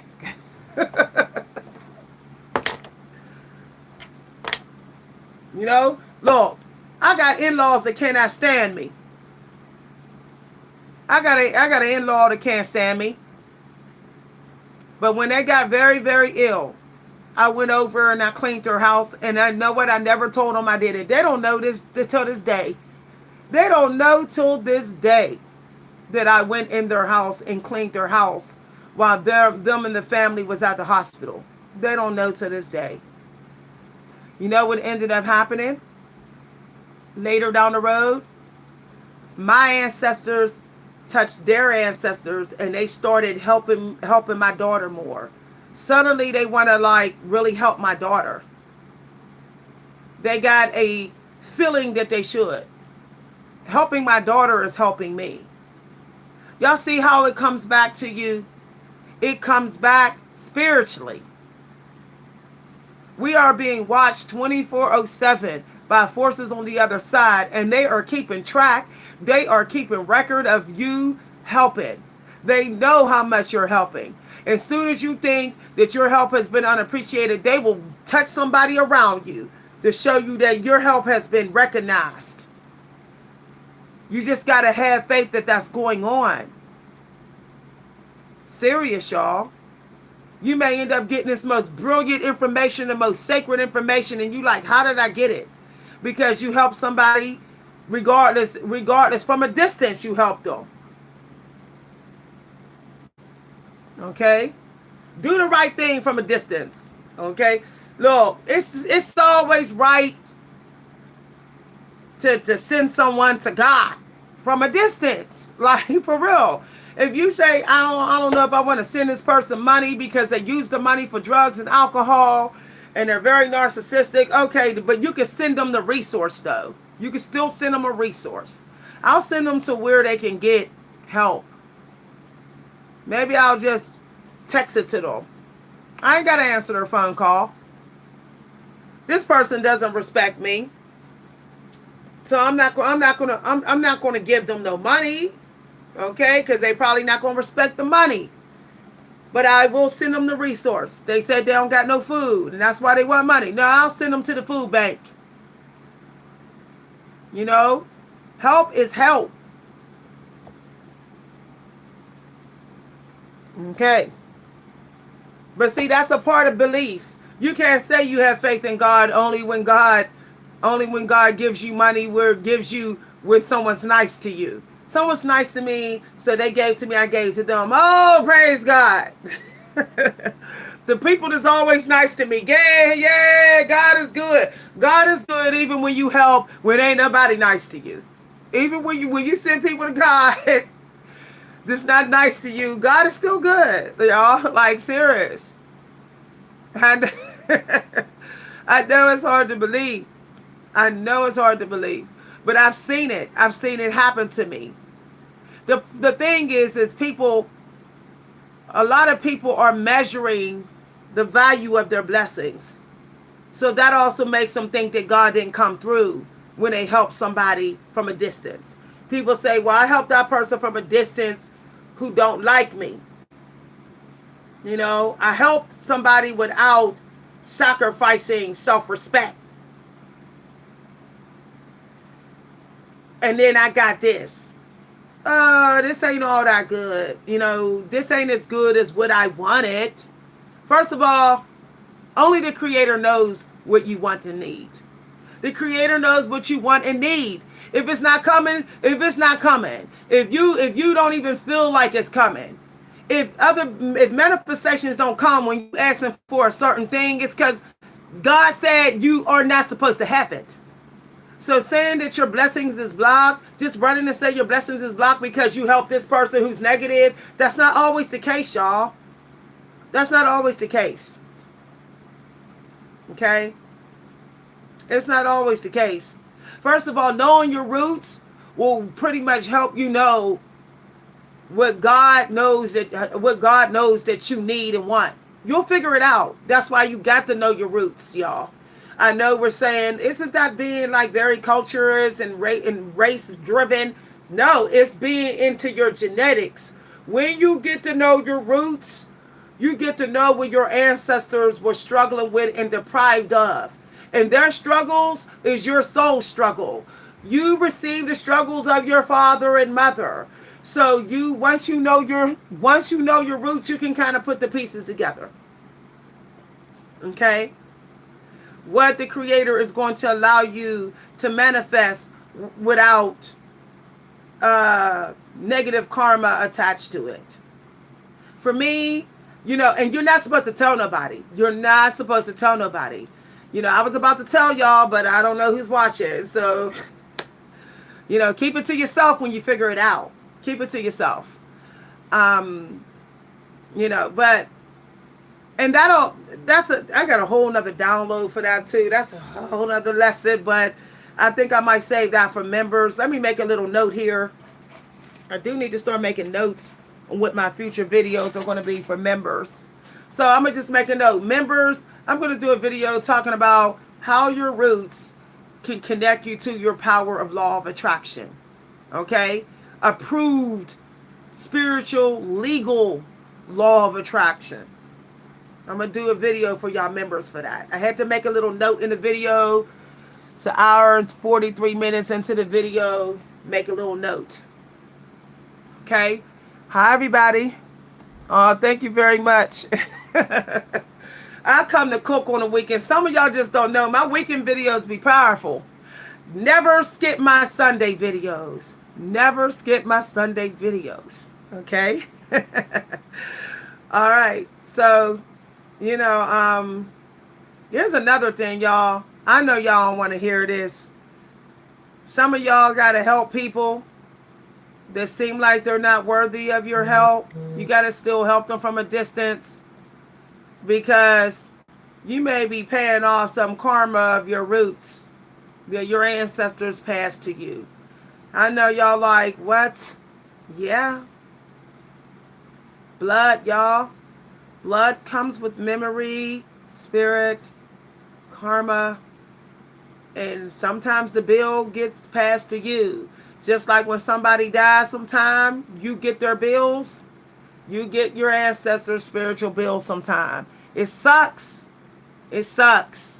That's why some people are like, damn my ancestors to hell because they didn't figure it out. But somebody got to clear it out. The negative karma that your ancestors refused to deal with.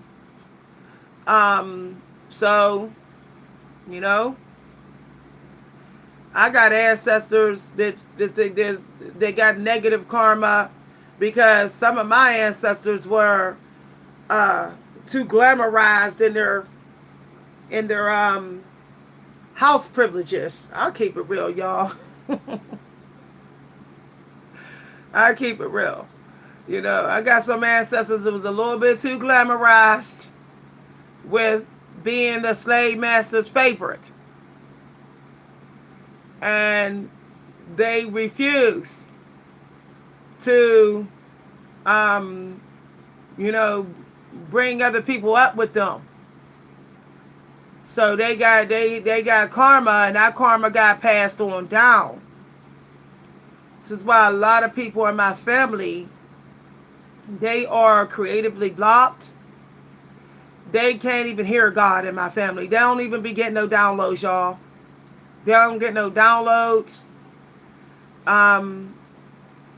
They, you know, and some of them will do anything for money. You know, like house slaves used to do, anything for money. Tricking, lying, scheming, everything. So, you know, they're not doing the work with me to clear out some of my ancestors' karma. They don't want to do no spiritual work. They was running from spiritual work because some of my ancestors felt like because they was the slave master favorite that they didn't have to be spiritual. And, you know, some of us in this life in my family, we got the bill. We got the bill. And I'm clearing the bill. I'm a clear out the generational curse. I'm determined. I'm determined to remind my family of the power of spirit, because they don't even give a damn in my family. It's real wild how don't nobody care about the power of spirit in my family. It's actually kind of scary how materialistic my family is. It's sickeningly, it's disgustingly materialistic. So, hi everybody. So, you know, your struggles also, don't always blame that on yourself. Your ancestors could have passed that energy down to you. And you could have some toxic ancestors, family members in your energy field that's creating that struggle. Because they still think they're right. They still think they should be controlling the family energy. They mad they in purgatory. They trying to interfere all the way from the shadow dimension. You know, they're using the shadow dimension, the other layer, to interfere with your frequency. Your low vibrational family members is in the purgatory place, the in between. They haven't gone to the reach and beyond. They haven't gone to the beyond and allowed to cross over sometime, come over to us sometime. They're in the middle. And they sitting up there manipulating, getting too close and trying to manipulate you. You know, this is why I tell family members, no. If I know some family members that died and they was toxic, I'd be like, don't talk to me. Shut up. You in a purgatory place. You know, if I start to sense family members' energy that died and I know they were toxic, I say, no, shut up. You're in purgatory. Mind your business. Ask for forgiveness and maybe you'll get out of the shadow dimension. Maybe you'll get to the next, maybe you'll get to the blue. You can't get to the blue or orange dimension, the oranges and sunny dimensions, because you're still prideful. You still think you were right with what you did and you're wrong. You didn't make right to the people that you wronged before you died. Now make right so the light will come to you. The light ain't come to you. The blue and the orange dimension is not going to come to you. Come to you. So stop still thinking you, stop still. And then some of the spirits on the other side, they think if they play a guide to you, maybe the light will come to them. No, see, they're still in narcissism. They haven't been assigned to you. They're not an angel assigned to you. So, but they still trying to play the angel. They keep getting pushed back by the angels, but they keep on like, yeah, I'm gonna keep on. I'm gonna get you when you sleep, or get you when you're sad. I'm gonna interfere with your energy. No, it's like out. I had to tell my own mom, don't talk to me. I told my mom. I told my dead friends. I even told my brother, no, don't. Why are you in the shadow dimension? You're there for a reason. No, we ain't talking. Don't tell me what to do. Don't tell me what to do. Your karma wasn't bright enough for you to attract the light when you died. You had too much darkness in your karma. You might have been doing something behind my back. You might have been sneaky. And you thought your energy was going to go to the light, but you ain't matching. That's why you ain't in the light. You in the shadow world. For real.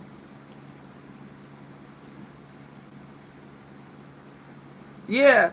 You still got to do God's work, even with the wicked, y'all. Send them resources. That's what you do. Send them resources. That's what the Creator do to us, huh?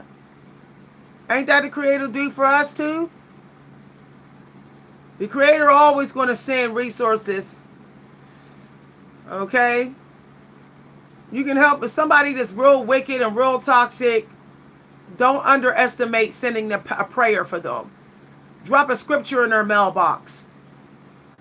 When you walk past their house, pray. Serious. It's real powerful, y'all. If you know they did you wrong, your prayer is extremely powerful for them.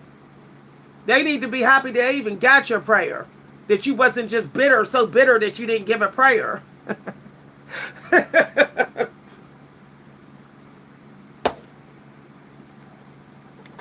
That's what I did. But also, you need to send them the lesson too. Send it anonymously. Like literally set up an anonymous email account and be synchronized, sending them lessons, and that be it. Or matter of fact, lead by example. Just let them see you doing it. Let them see you do what they should be doing. That's what I had to do to somebody here. That's what I had to do to somebody here. Because it was like, okay, they want to act like they're too good. They want to be narcissistic and smart mouth and all this. I'll just let them watch what I do that they should be doing. And once they saw the benefits of what they should be doing, they started doing it. I got it done. I got the help done, didn't I? One way or another, they got the help. That's all that matters. I tried to go to a family member. I was like, you need to get more sun. Like, you don't get no sun at all day, every day. It's dangerous. They was like, that's what they did to me, y'all. I said, okay. I said, I'm going to start letting them see what it's like to get more sun. So I started coming around them after I got sun. I started putting sunny energy in the room and all of that. And when they saw the benefits, I noticed that one day they just started sitting outside in the sun. They started sitting outside in the sun every day. I said, well, I got it done.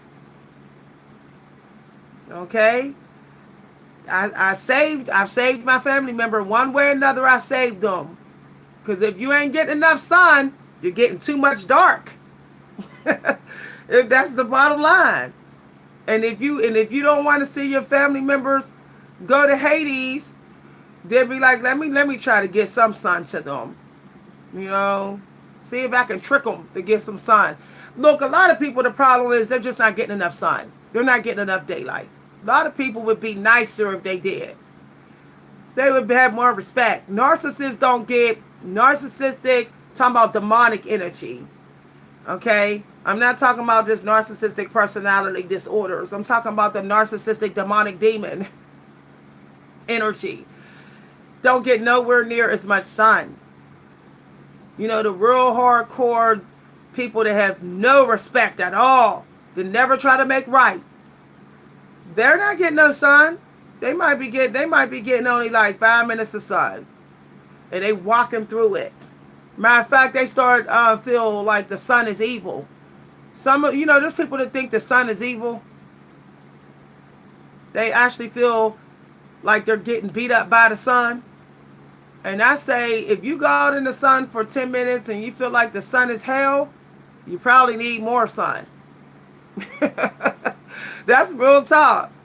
That is real talk. You need more sun than you think you do. Hi, everybody. Y'all, I told y'all this was going to be a long video. You know, if I go out in the sun and I be like, ooh, the sun hurt me, hurt my eyes, I'll be like, that's when I open my eyes wider. I go like this. I say, ooh, I must have had a lot of dark energy around me. Ooh, my goodness. That's what I say. Let me go ahead and spend an hour out here. I'm going to sit out here longer then. Hi, everybody. Somebody said, I got a family member who got so much dark energy around them. As soon as the sun hits them, they go, ah! Literally, the presence of God in 2 minutes make them do this. And they go, and they put on real dark sunglasses. I'd be like, woo. I don't care what nobody say. When somebody say, no, it's my light. It's my eyes. No, babe, your blue eyes, your green eyes is not sensitive to the sun. That's your damn soul. Let's keep it real. That's your damn soul. Keep it real, brah. There's blue-eyed Africans out there in the sun all day like this. There's green-eyed Africans in the sun all day, and no one's hearing them complain. It is not the eye color. It is not the eyes. It is the soul and the brain. It's not in a high enough ascension. That's the problem. That's the problem. You've been in a cave. You've been in a caveman, cave woman energy too long, and you need to admit it. And just admit that you had your back to God too long. It always cracks me up when I see people that say, I put a real dark tinted windows on my car, I wear sunglasses, and when I'm around those people, I'll be like, your energy always stink too. Why your energy is always questionable? It's always a little funky. It's funky. Nah, babe, it's not the sun. It's not the sun. It's your energy. Y'all. Everybody. Just try it. Like for some of y'all who say, the sun is hurting my eyes. Nope. The dark is hurting your soul. That's what's happening. Be outdoors more often. And you'll start to say, the dark is bad.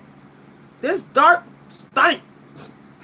You'll start to be like, I can sense all the negativity in the dark now. Some people cannot sense the secret negativity in the dark. That's why the dark feels wonderful. But they don't even know that the dark is still hurting them. They can no longer sense the pain, the torture of the dark. You know, once you get tortured by something so long, it starts to feel good. You know, like the movie Hellraiser. That's what he was talking about. About some people be like in pain so long that it starts to become pleasure rather than the actual sane pleasure being actually good to feel. Oh my goodness. You know, when these dangerous people out here take lives, it's because evil has become very pleasurable to them. But it doesn't mean it's pleasurable. It's not pleasurable. Those are people that spend all their time in basements in the dark. And so all their dark thinking has become pleasurable to them. If you want less self-hate and less pleasure in the self-hate, stay out the dark longer. Put some stars in your room. Pull the curtains back off your windows and let the moonlight and starlight in when you sleep. Y'all.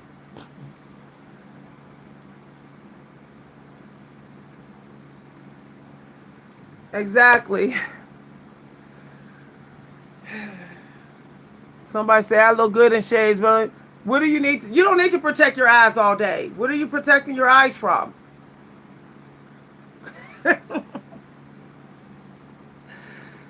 The sun is nowhere. The sun is not nowhere as strong as it used to be.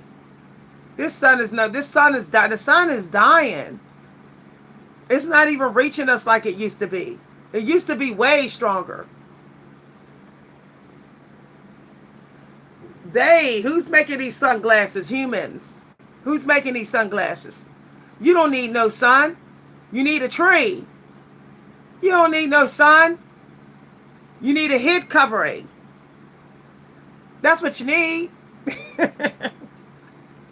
You don't need no sunglasses. Sorry, y'all. You need sun. You don't need no sunglasses. When you put sunglasses on, it blocks the light also coming to your third eye. See? Then it's not enough light feeding your sun. First of all, if you're under heavy attack, you shouldn't be blocking the sun from your eyes. If you're like negative energy coming from you all the time, you don't need to be blocking the sun from your eyes. You just need to be in the shade sometime. You know, take time, take breaks. Put the visor down in your car. Wear a brim.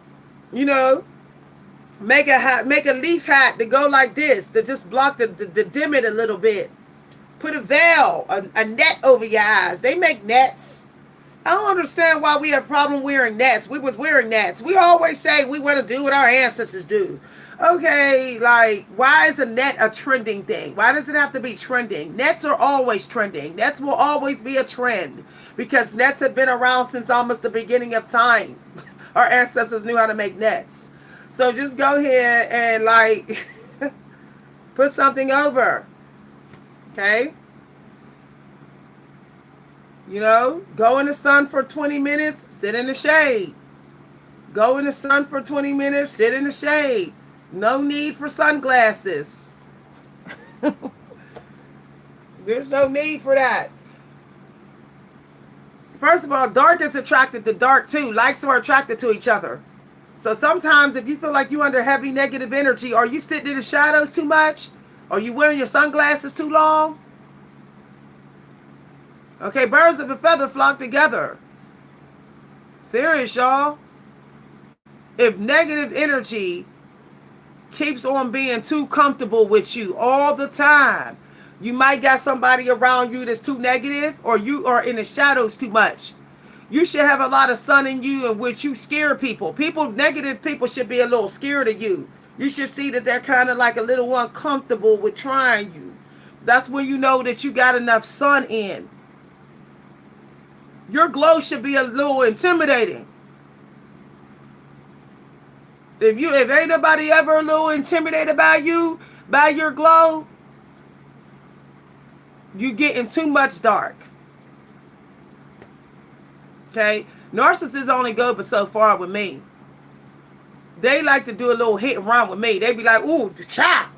Because they know. They be like, bing, the light gonna come out, and they, I've had narcissists try me, demonic people try me for a couple seconds. You know, I'm not talking about narcissists with a personality disorder, because some people are born that way. I'm talking about the narcissistic demonic people, possessed people. Some of them will try me for a second, and then when they see, they can sense like I'm like, bam, boom with my light, they'll turn away.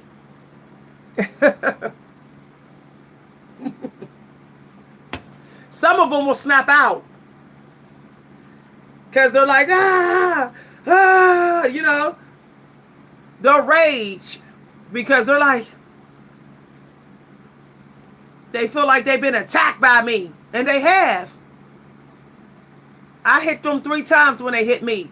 Light will always hit harder than the dark. That's why you need the sun.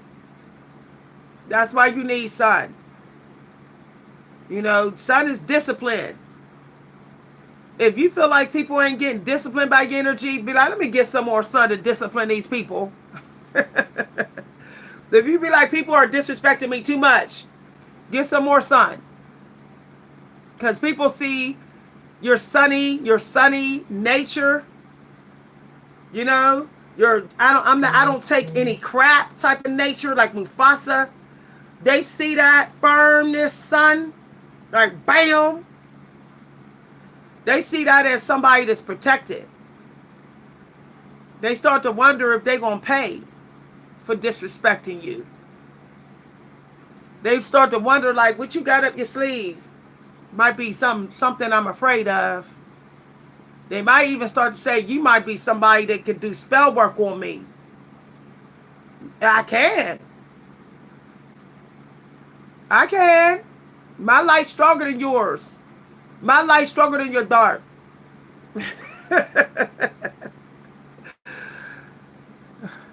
People always acting afraid of the dark witches. No, the light ones are the ones people need to be afraid of. Because they come with a whole team. A whole team. The dark ones, okay. Light spell work, it could last a very long time on somebody. Dark spell work, it's like crack. When people do crack, it runs out. Okay, like when you eat too many carbs. But the light is like, dang, this is working on me for a long time.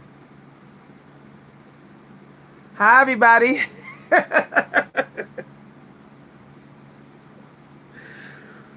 You give somebody the truth, the whole cold hard truth, it'll work on them for a long time. That's what you do. You don't like how somebody treats you, put the truth in their face. They hope you don't do it. Like when somebody disrespects you, be like, you know what, you disrespected me, and you need to take better care of your kids. Bet you any money that, like, I hope you I pray that you learn to take better care of your kids. And they know that they're not taking care of their kids. Let me tell you, that will literally be like, disturb them. Okay, I don't care if they're a sociopath, narcissist, or whatever. We all set up to protect ourselves, even when we in denial about our toxicity. You know, a lot of dark ones are set up to still protect themselves, even when they in denial of their disrespect of thyself. So, put the truth about them in their face. But do it as a way of, I pray, I hope. Okay, you insulting me. You know what? I got a prayer for you. I pray that you learn how to clean your house at least one day a week, or put some effort in it to learn how to not leave food all over your house. Like, get detailed with it. That light, see, that's light spell work. They'll be like, and because you let them know that you notice, but you are praying that you are saying, I hope you do, you're putting a light behind it, it triggers them. So you know what, I'm not going to sit up here and insult you back, but I will find something about you to pray for. Because you didn't pray for me, you insulted me. You said I was ugly, nappy-headed, fat, over the hill, broken down. You said I was out of shape, and you didn't do no prayer. You didn't even put the word pray with it to try to activate some sort of help. So, but I'm gonna go high. That's what Michelle Obama says. I'm gonna go high. I'm gonna follow you because we bringing out some negativity. But I'm going to put some light behind it. I'm going to put some light in front of it and behind it. And then, see what I'm saying? That's what I'm going to do. Hi, everybody. Oh, the real Mo God, please email me. You want me to do a next mixtape? God is good. God is good. God is good. Somebody want me to do it for your next mixtape. We're going to have to talk and we're going to have to negotiate. Okay? We're going to have to negotiate. Email me and we will talk. Okay? God is good. I got an opportunity to pray for somebody. Praise God. Somebody that disrespected me. Now I know how to pray for them. Now I know I wasn't sure. I wasn't sure. Okay? Because at the other end of disrespect is their ancestors saying, can you please help? So that's what I do. I say, you know what? There's obviously something very bad they're dealing with, so I'm called to help. Why else would they disrespect me?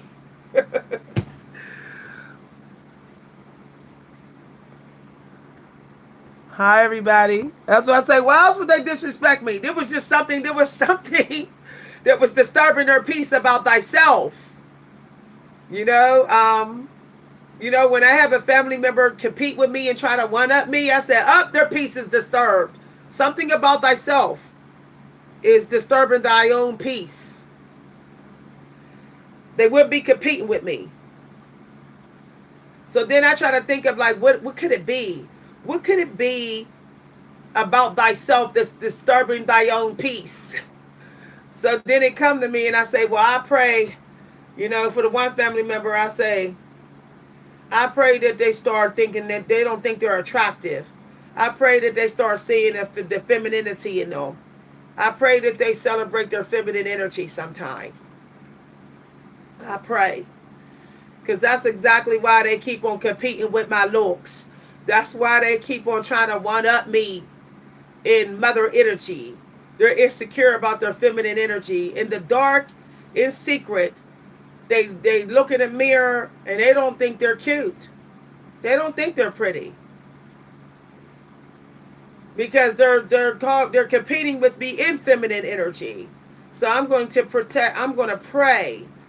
As a matter of fact, maybe I'll start saying, hey, you know what? You got pretty lips. Why don't you celebrate your lips? Hey, when's the last time you put something pretty on because you're pretty?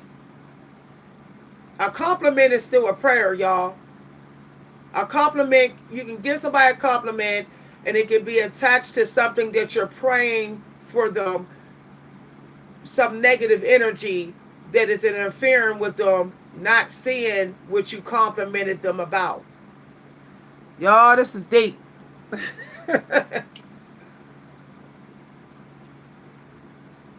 Rolling with the homies.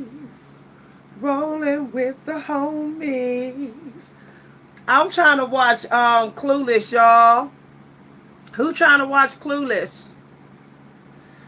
That's how. If you look, ain't nothing wrong with feeling a little bit of envious. Okay. If you're feeling a little envious of somebody, you probably need to go ahead and look at your own world and see what has value, how you can show that your value. That's what Cher was learning. Cher in the movie Clueless. When she was getting jealous of all her friends and their relationships, that she started to give back. She started to show, she wanted to. I feel like when I get a little bit jealous, I probably need to give more. Maybe I need to give somewhere else, or somebody that I never gave to before, but maybe I still need to give. Give to myself and give. I probably need to balance the scales more. Okay. Yeah, I think I'm going to watch some throwback movies, some comedy movies. You know, like I'm gonna watch Baps, y'all. I feel like I want to watch the movie Baps with Holly Berry in it. You know, we need some old fashioned optimism. We need that 90s optimism back. I know y'all think it don't work, but it do work. It works if we work as a team. You know, it works if we work as a team. And if you're worried that other people won't work with you as a team, then get a contract. Sorry, y'all, if I'm talking loud. This ear started getting blocked again. It's blocked, y'all. My allergies. So I'm going to put some eardrops in my ear again. Damn. I just felt it go like this. It blocked again. So I can't tell how loud I'm talking, y'all. It keeps closing up. All right. So I got to go back to taking my medicine for this ear. But, yeah, so, yeah. Get somebody that's want to work with you as a team with a contract. You know, like in the movie Baps. Look, to be honest, y'all, I really think that I think that we got too much unnecessary criticism. Like, I think we do, y'all. You know, I'm locking up my hair. I'm locking up my hair. I know some of y'all like, Miss V, don't lock up your hair. Yeah, I am, y'all. Sister locking it. You know, I'm on a road to love myself without vanity. You know, I don't have vanity, but sometimes I can feel it trying to get me. So I'm trying to get on the road of a celebration of thyself without expecting so much of thyself with vanity. Because, you know, self-love in minimalism keeps you from having vanity.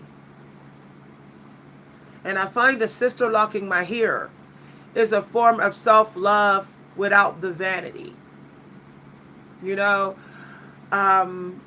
when you eliminate all the different options of who you can be, the different people you can change yourself into, it eliminates the vanity spirit. See, the vanity spirit says you can be anybody you want to be. You can straighten your hair, you can roll your hair, you can braid your hair, you can blow it out. I'm like, no, that's vanity. Y'all don't have to agree with me, but vanity is one of the most sneakiest thief of your time. Vanity is a very sly demonic spirit. It steals your time and it gets away with it without a trace. And you don't know. You just say, well, I'm just having fun. I'm just having fun with myself. It's like, no, I'm good. You know.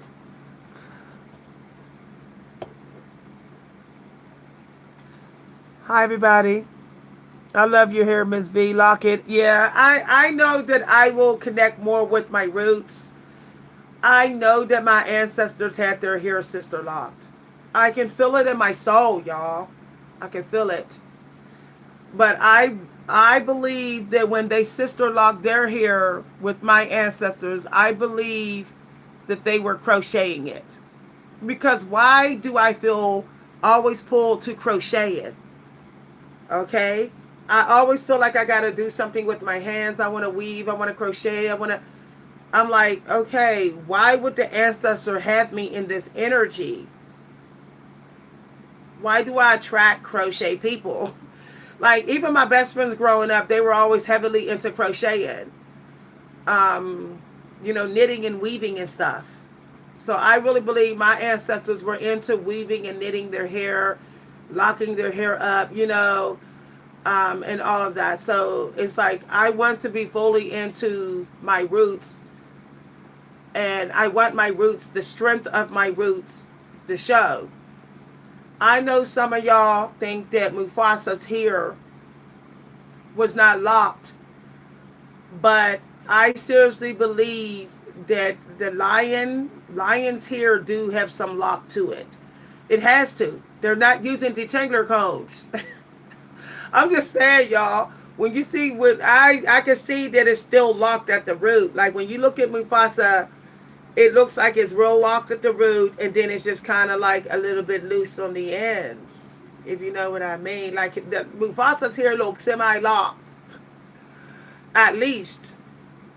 And I just believe that,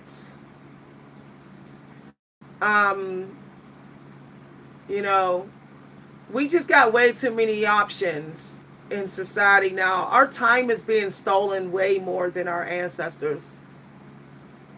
And I believe that we're teaching people to expect vanity from us. Y'all, this video is so deep. Oh my gosh.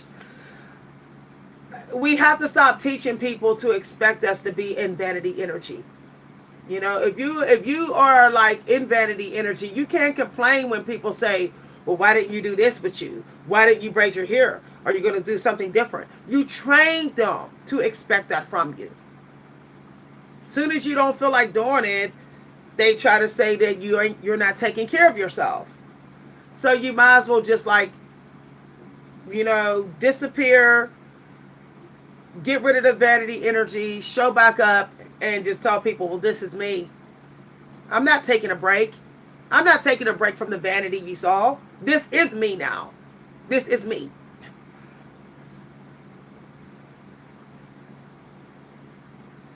Somebody said, how you know? Yeah, yeah. And I really want, I don't think we were locking our hair with two-strand twist. Yeah. No. I think the only reason why they were getting two-strand twists is because they were mummies. Two-strand locks from the two-strand twist. They were mummies. I don't believe those people got into the pyramids. Some of them wasn't locked through two-strand twists. We were weavers and crocheters. What would we need to lock through two-strand twists? Like, make it make sense, y'all. They were interlocking. They were weaving. So I'm trying to get, and they were backcombing. So I'm trying to find someone who's willing to backcomb my hair. Do you know it's like very hard to find a lock technician that backcombs here in the north. Everyone is like hooked on two-strand twists here. This is like the two-strand twist city, like all hell two-strand twist here. Everybody locks their hair that way here. I'm trying to find somebody who's willing to at least practice backcombing on my hair. I'm willing to be their test dummy. Hair grows back, So, yeah. I can't even go to the salon and be like, can somebody backcomb my hair? They'll be like, we don't do that here. I'm like, well, why not? Yeah. I want somebody to part my hair for me, and I'll just backcomb it. If I can get somebody to part my hair, I will backcomb it myself. But it's like, I'm trying to get somebody in here I can pay to part my hair, to watch a tutorial and part it for me. And then as they part, I just backcomb. Maybe they can part my hair and section it all off for me. And then I'll just backcomb it myself and palm roll it. I'm good. I don't even mind my hair sticking up in the ear in the first month of backcombing, because that's what happens. When you backcomb your hair in the first 2 months, it'll stick up. It don't have to stick up. All I gotta do is put a scarf on it, or just put a scarf right here and have them all lay down, and then sometimes just keep them separate. Within 3 months they're hanging. I'm palm rolling.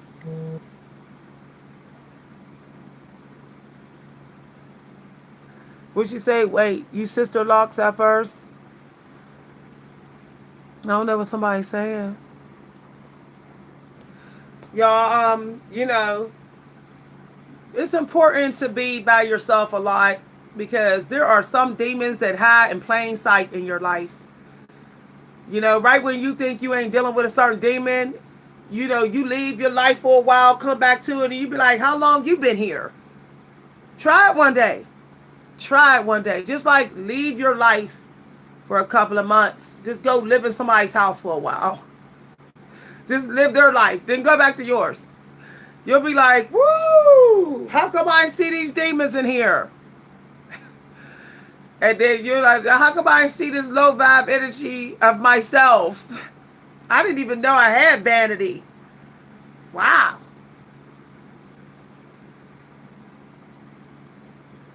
What happened when you took your twist out? What's somebody saying? Yeah, I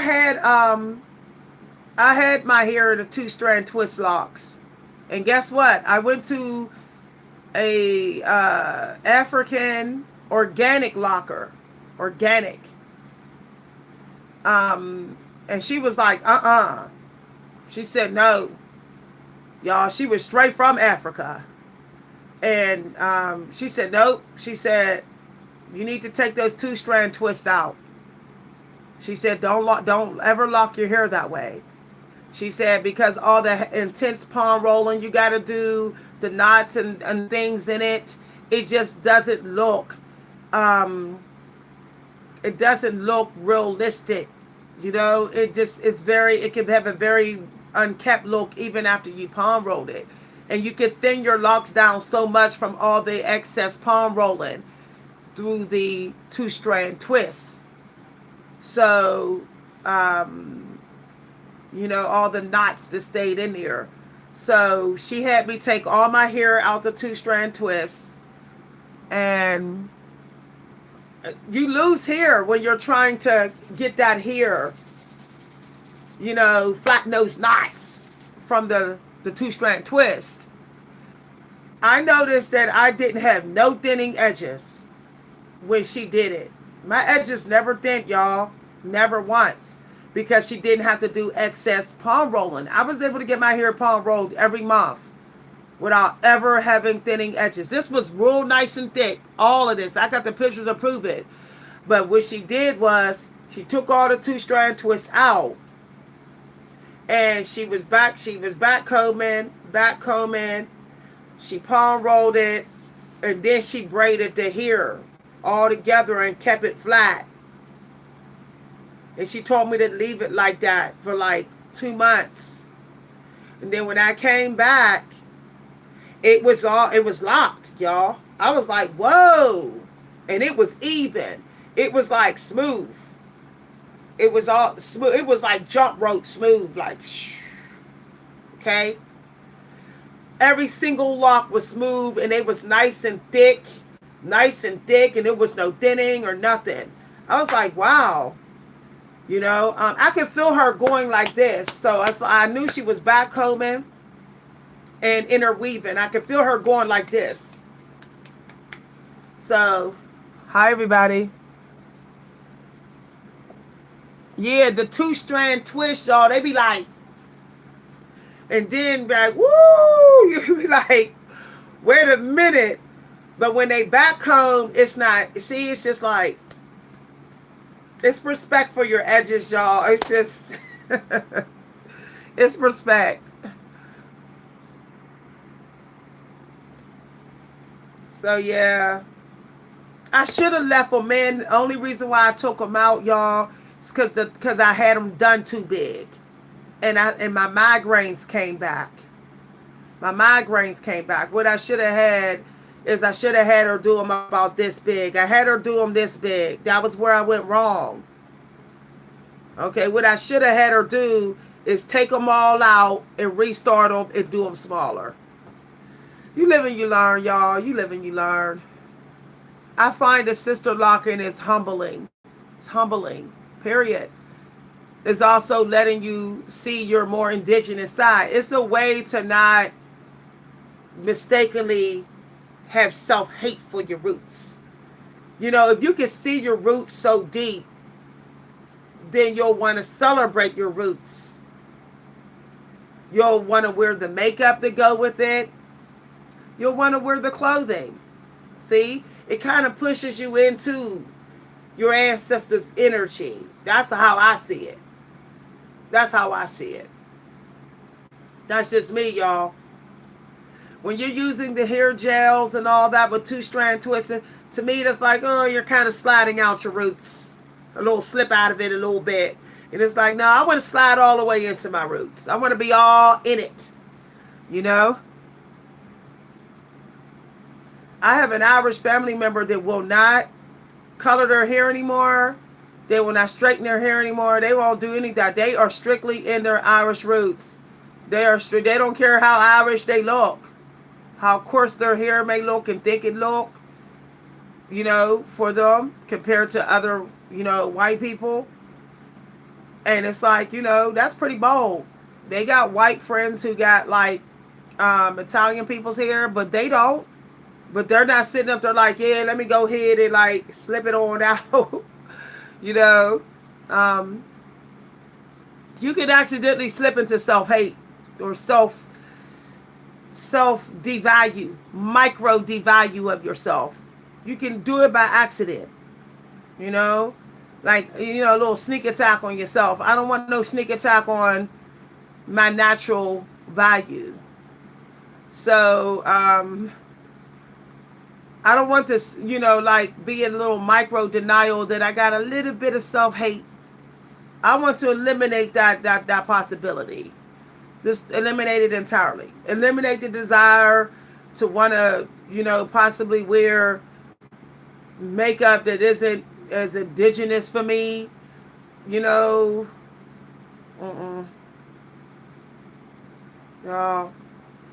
I don't see no wrong. I don't see nothing wrong with looking very coley.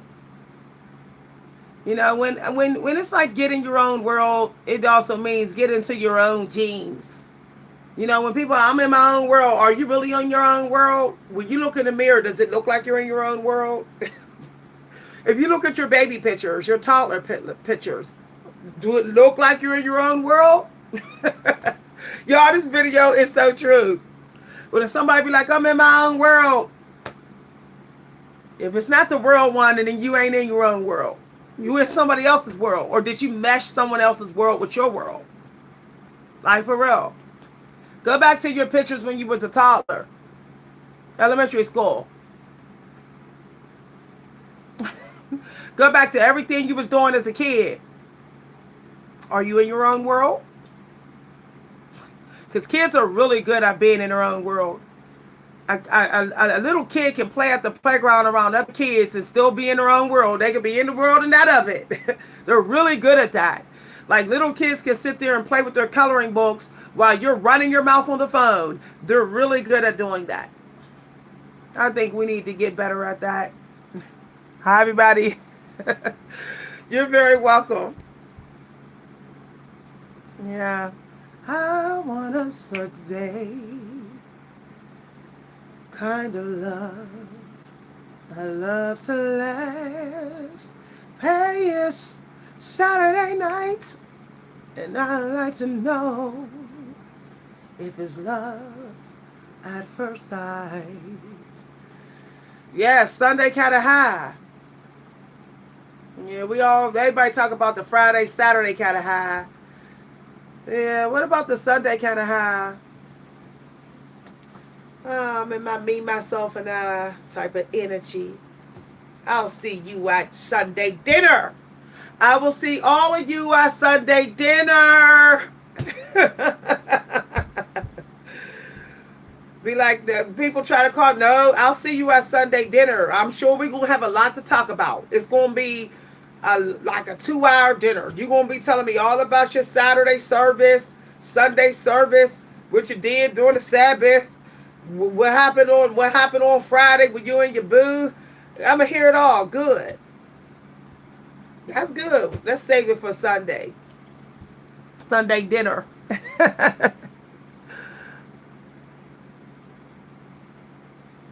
Yeah. Yeah. I just want to be a kid again. When we was kids, our hair would turn into locks. We didn't complain. Nobody sees 6-year-old kids with sister locks complaining.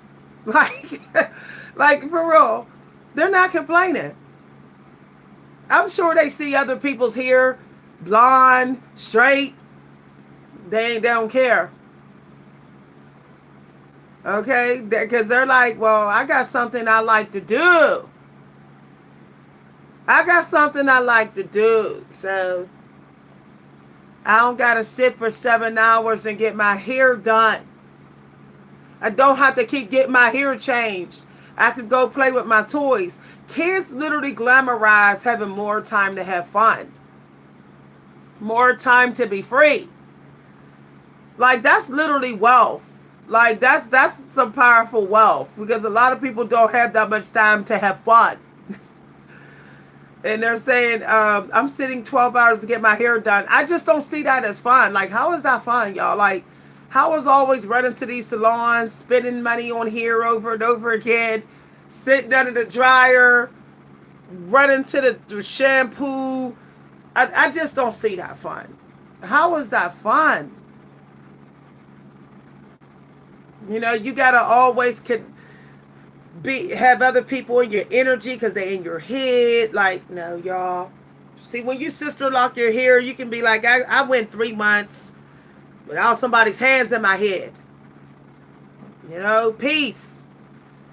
Like, what if you want to do a spiritual retreat and you're like, 3 months, I just want to be with God and not have to worry about vanity stuff, weekly shampoos, combing my hair every day, all this other stuff. Maybe I just want to spend 3 months where I'm just being most of the time. I'm just being.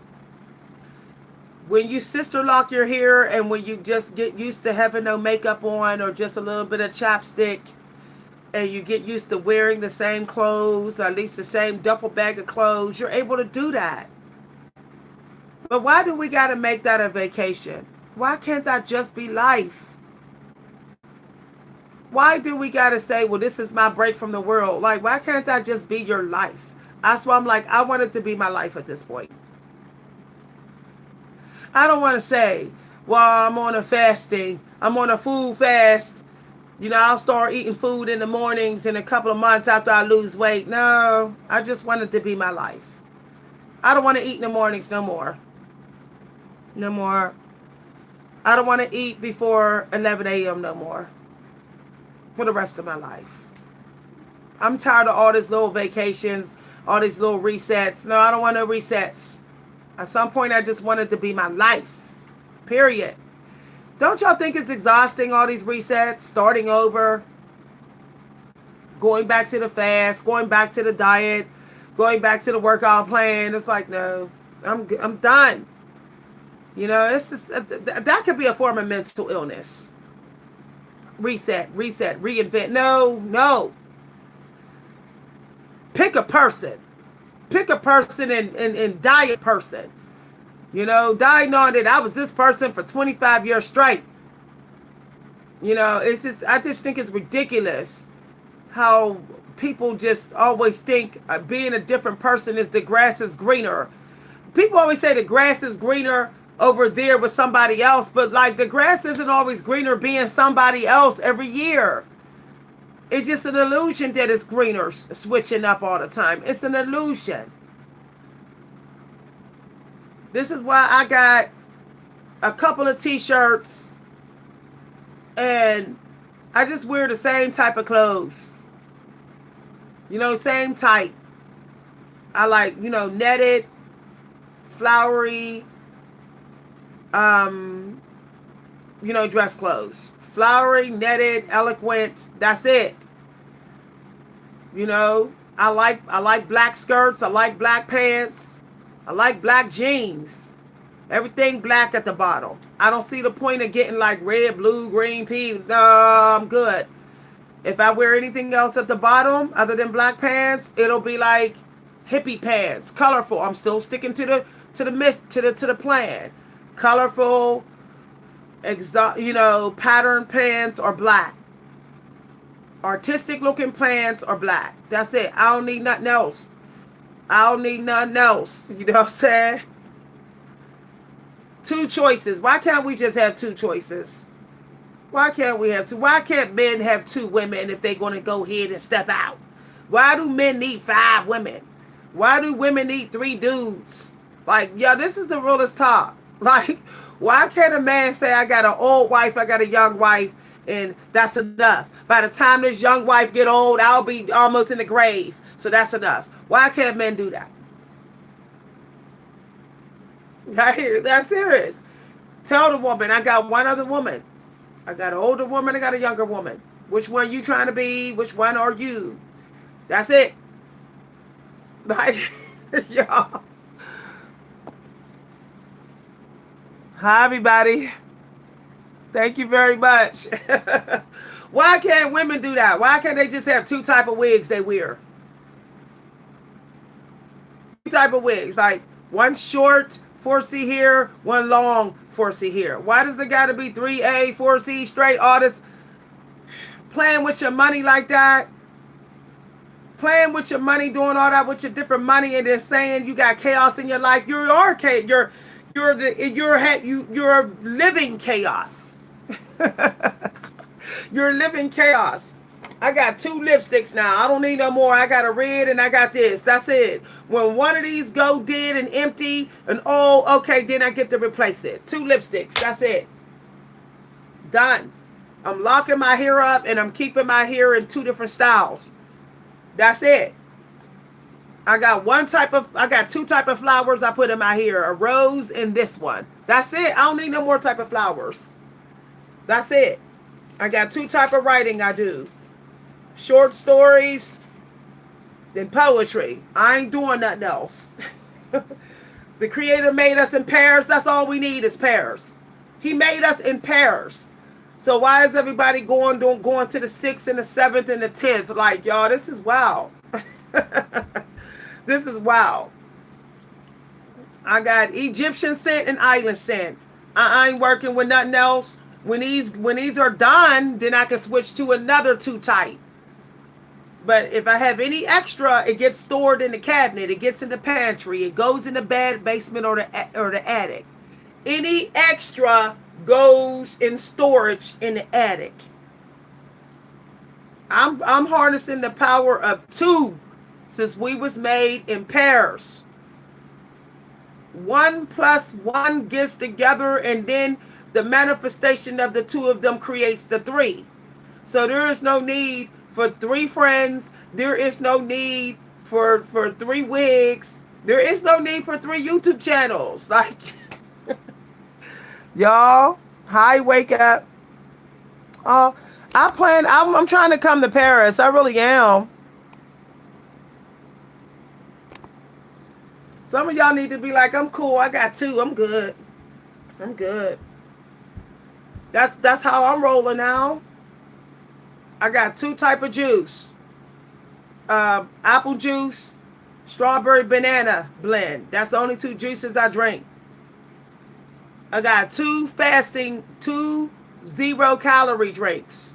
2, in my fasting window in the morning. Meaning no calories. Coca-Cola, something like Coca-Cola, and Crystal Light. So when I'm not eating, when I don't want to eat no food all the way up to almost lunchtime, I drink Coca-Cola and Crystal Light. Okay, when I'm trying to get some energy with calories, then I have 2 type of juice.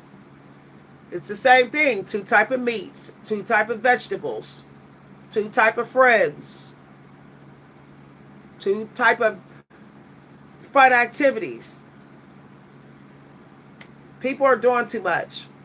This is why we attract negativity. We don't think we're doing too much. We say everything we're doing is good, though. It's still too much. Still too much.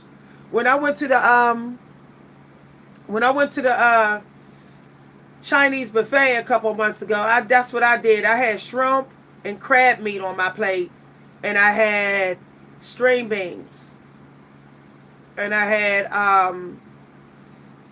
Singapore noodles. I had one grain, 1 vegetable, and 2 types of meat. That was it. I said, I'm not going from all this different stuff. Like, make it make sense. When I had dessert, I had Jello and a half a banana. See, 2. It's easy to remember 2, isn't it? Isn't it? It gets easy. Like I can remember. I can remember types of 2 times a day.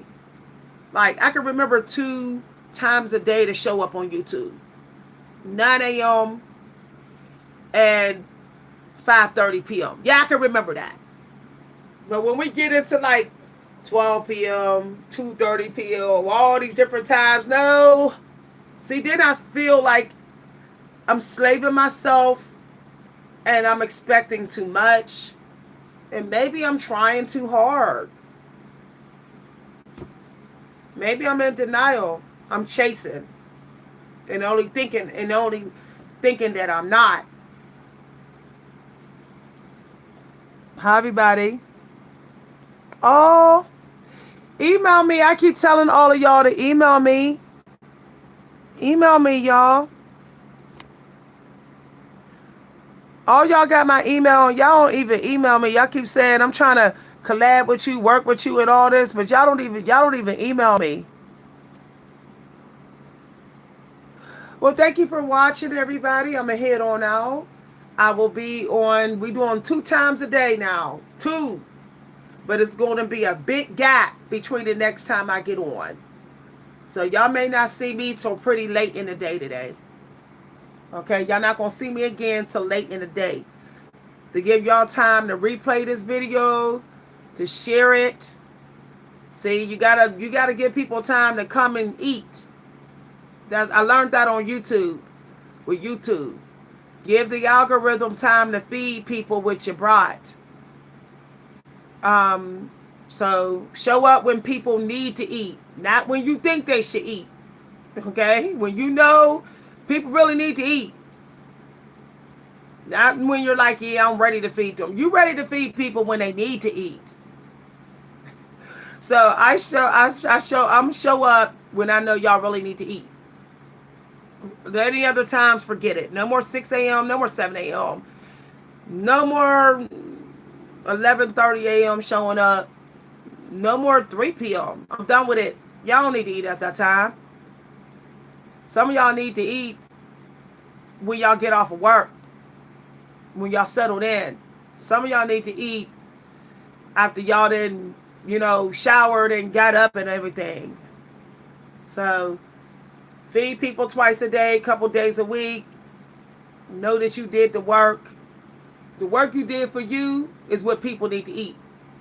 This is real talk. If you don't know what the world needs, start thinking about what you need. What you need, somebody always need. Okay? All right. Thank you very much. If y'all want to donate to my channel and give back on a weekend, which y'all should be, y'all not supposed to be being stingy on a weekend. You can donate to my Cash App at $Coach V Hunter and at my PayPal. If you want to donate another way, please email me. Please check the community news for announcements to buy my articles. Okay? This video shall not be used without my express permission, shall not be duplicated, copied, reworked, or sold without my express permission. I'm going to start putting a disclosure at the end of my videos. Because people are saying, like, you got to do that, otherwise people don't know that it's not public domain. So this video is not public domain. All right. Bye, everybody. I will be on my Pretty Poetic Empress channel with my artistic life and my lifestyle. Please join my Pretty Poetic Empress channel if you want to follow my lifestyle and my artistic life. Bye, everybody. I'll see y'all later. Hi. Hi, Hansi. Hansi said, come give me my tuna, Mom. Hansi, you want to say hi? Or are you going to snap out? He doesn't like YouTube. You don't like YouTube? You don't like YouTube? Go ahead. Go ahead, Papa. I'm going to give you your tuna in a minute. Every time we get close to 12 o'clock, my cats, they want their tuna. Lunch, that's their lunch. I'm coming, bud. Okay? Horsey, you want your tuna? You want tuna? Thank you for the head bump. I don't know why you don't like cell phones. My cats must be very high vibrational because you know they don't like mirrors. My cats cannot stand mirrors. Like if they just feel the mirror energy, they'll be like. But they are pet therapy cats, so they're sensitive to like mirror energy. Like I even tried like holding them up in front of a mirror, you know, to see if it's the mirror, and it is. When I hold them just in my kitchen, they don't do that, but it's always in front of glass that they go. They bend their head down like this. All right, bye everybody. I'll see y'all later. Have a good day.